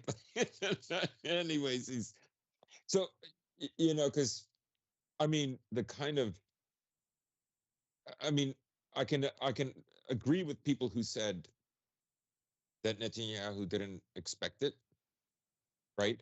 And I understand that, you know, Trump had that clip on Truth Social that he posted of Jeffrey Sachs calling Netanyahu a dark bastard. And anyways, that was trying to get some kind of leverage. This is why I think, you know, maybe Trump isn't completely serious about uh, this Gazalargo thing, but he might be. He very well might be. Anyways, I tend to think it was Kushner. I tend to think somebody on this side of the ocean gave this plan. I know I said it was Netanyahu, but I was wrong. And I think in hindsight, I don't think Netanyahu is such a good actor that all those, like, I There mean, was a never lot of say never. people That's online that were interpreting his facial expressions as either being really pissed or really happy. Like a lot of the dissident right people would be like, "Well, he was like really pissed, and Trump no, he wasn't. fucking had him over a barrel." Oh, But like they're delusional. Are they insane? Are they watching the same show I am? Like, he's Netanyahu was like looking and smiling around, like, can you believe I Look, got if you this drew a boy to do picture of this? that, you'd be put on a hate list. I'll just put it that way. I said that last episode, I'll repeat it because I think that's the only way to describe it. However, I'm going to blow your mind. I'll tell you where this idea came from. I mean, I've seen when Netanyahu is upset, he doesn't look like the way he looked like with No. Trump. yeah, But I can tell you the source of this idea, and it was none other than Five-ish. Absolute Yap five shit. dollar. I will not accept transmogrified into a Chinese man. Okay. I will not accept the Hanification of my favorite kosher $5 bill. Okay. Have you ever watched the Yap Dollar Brain Rot? Oh yeah, and I've also seen every episode of Five-ish, and I'm not making that up either. I've seen a disgusting amount of Five-ish, like the original. Oh my god. But yes, I am more than familiar with Yap Dollar, and he's a cheap imitation. It's disgusting, and it makes me The, sad. the best part of the Cumtown bit on Five-ish was Adam Frieden. He's like, I don't think you guys should know. I don't think anybody should know about this except for us. Like, that was so funny. but Yeah, then Stavros was like dying in the background. in all seriousness, it was obviously Kushner. It couldn't have been anyone Yeah, it else. was good. Yeah. However, I don't think this is a feasible plan, as I was saying earlier. Not that I don't think Trump would love for it to happen. I think he would. I think he'd love to solve it with just a wonderful real estate deal, considering the fact that he sent, what was it, Witkoff, who was another real estate guy, into this. So, yeah, he would love for this conclusion. I don't think it's a realistic deal, so it might be it might turn out to be a highball bargain, in which case they work out Yeah. some sort of modified status quo, as oxymoronic as that might sound. But yeah, I don't see any But monumental change coming out of this, the despite plan the is fact that they would love to. insane. It is Because, like, insane. It is you're insane. going to passively ethnic cleanse the Palestinians, and then you're going to rebuild Gaza as like to Western standards. It's like, like We're going to turn Gaza for the Palestinians into a modern Göbekli Tepe. All the beautiful underground dwellings. We're going to expand the Hamas tunnels. I told you that story about when I was a kid, and I came home from school and I watched the Eric von Daniken. It was called Return to the Chariots of the Gods. It was on Discovery, and or it was on History Channel. I came home from school one day. I was like, I must have been like fucking in 5th grade, and he talked about Göbekli Tepe, and he's like, they built a city underground. Who are they hiding from? And I'm like, oh, like it was like aliens. Who are they hiding from? Yeah, who are they hiding from? The aliens. And I'm like, oh fuck, I was so like, I was shook. I couldn't sleep that night. You know, thinking about like the underground city, the city they had to build for the aliens to hide from them. And so like, That's right. Oh, Eric Von Daniken. Is he still alive? I think he died recently. Eric Von Daniken. Anyways, no, but the impossibility of it is insane. Like, I mean, did Jared Kushner think that like they're going to give Trump a peace prize because of solving like the Palestinian question? It's like, you know what I mean? Like, I think that it's just so fucking stupid. Like, I'm not just like, listen, I'm not like one of these like leftoids that are like 100% pro-Palestinian, but I think that the solution is to displace them.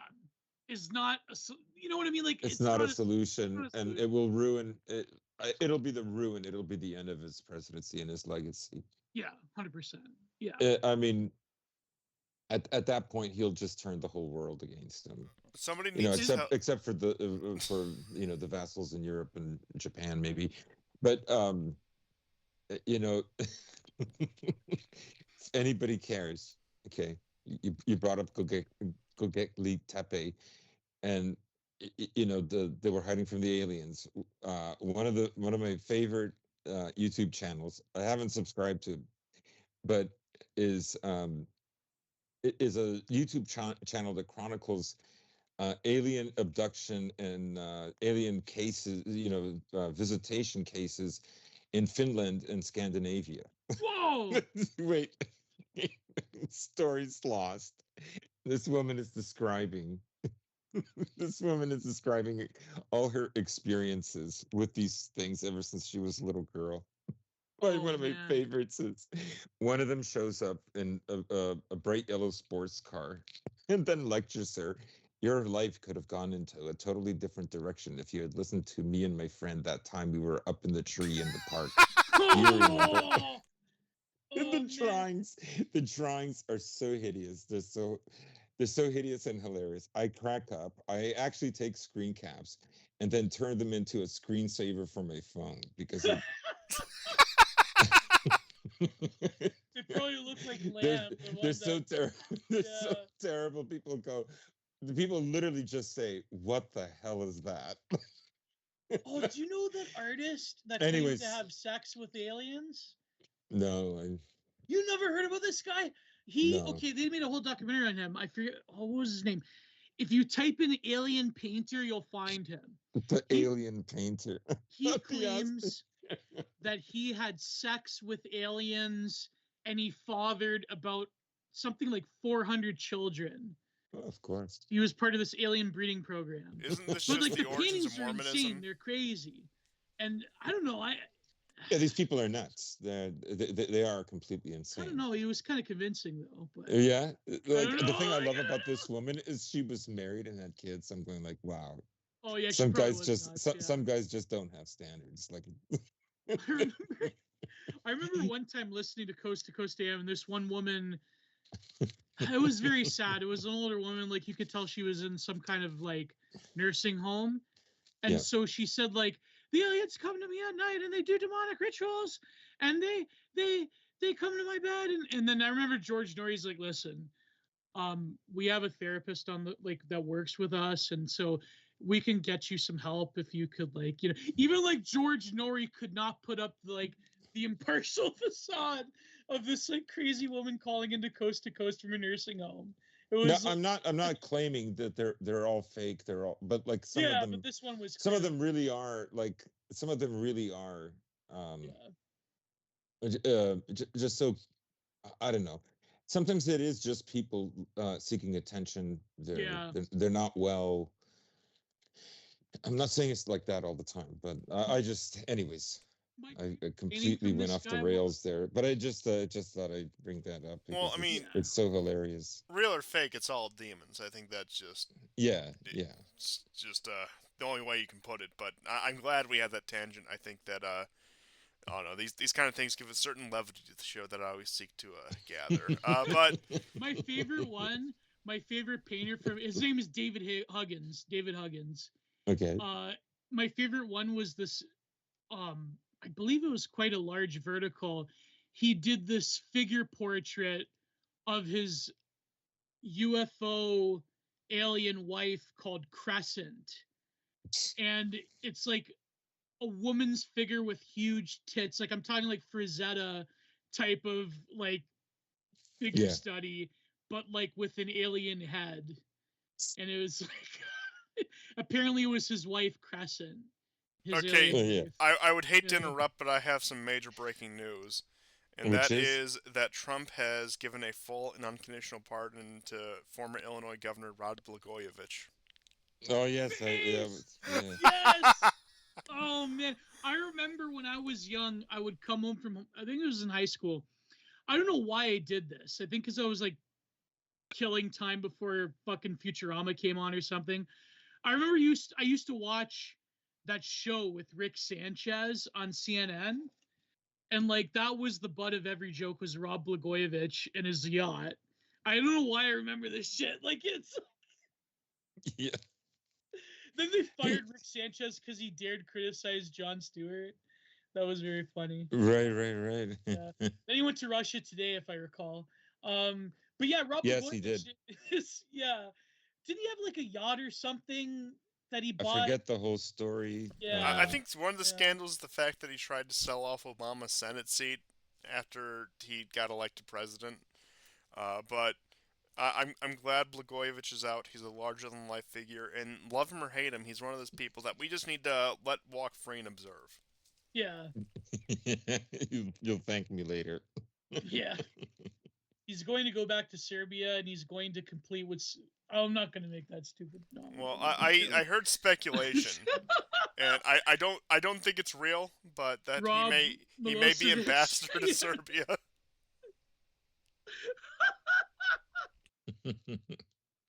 Yeah, that's like he, in prison, he carved an image of Slobodan Milosevic in his chest. I heard this. It's true.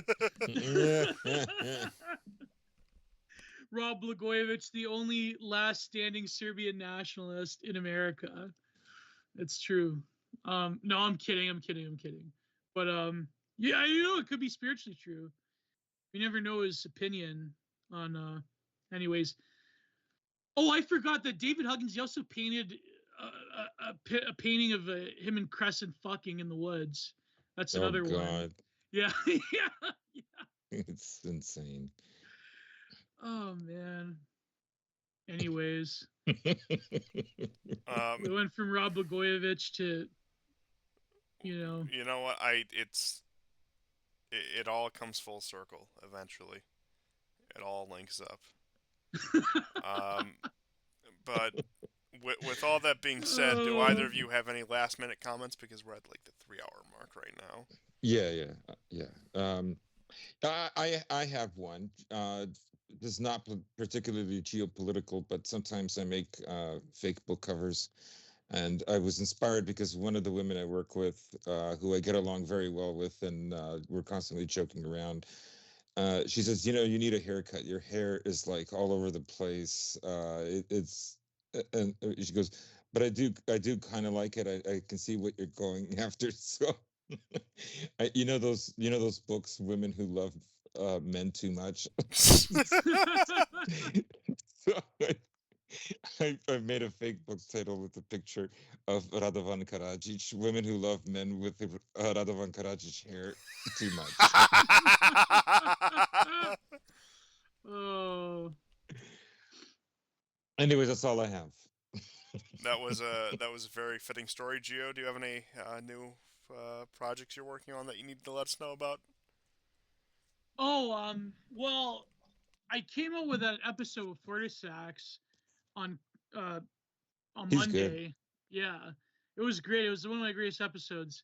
We talked all things Canada, Canadian nationalism, the history of Canada, a lot of different stuff. I mean, well, after 3 hours, my brain kind of melts. But like, yeah, go check it out, and hopefully have a bunch of stuff in the future. I'm planning on recording with guests. I still have to record some stuff for this series I wanted to do where I talk about the book House of Leaves by Dana Lewski. So yeah, hopefully I also pump out these like paid reviews. I think I have a few of them. I'm almost done Give this man your scripting money. out. Yeah, That's all you need to know. especially the Canadian dollar. Especially. Especially the Canadian dollar.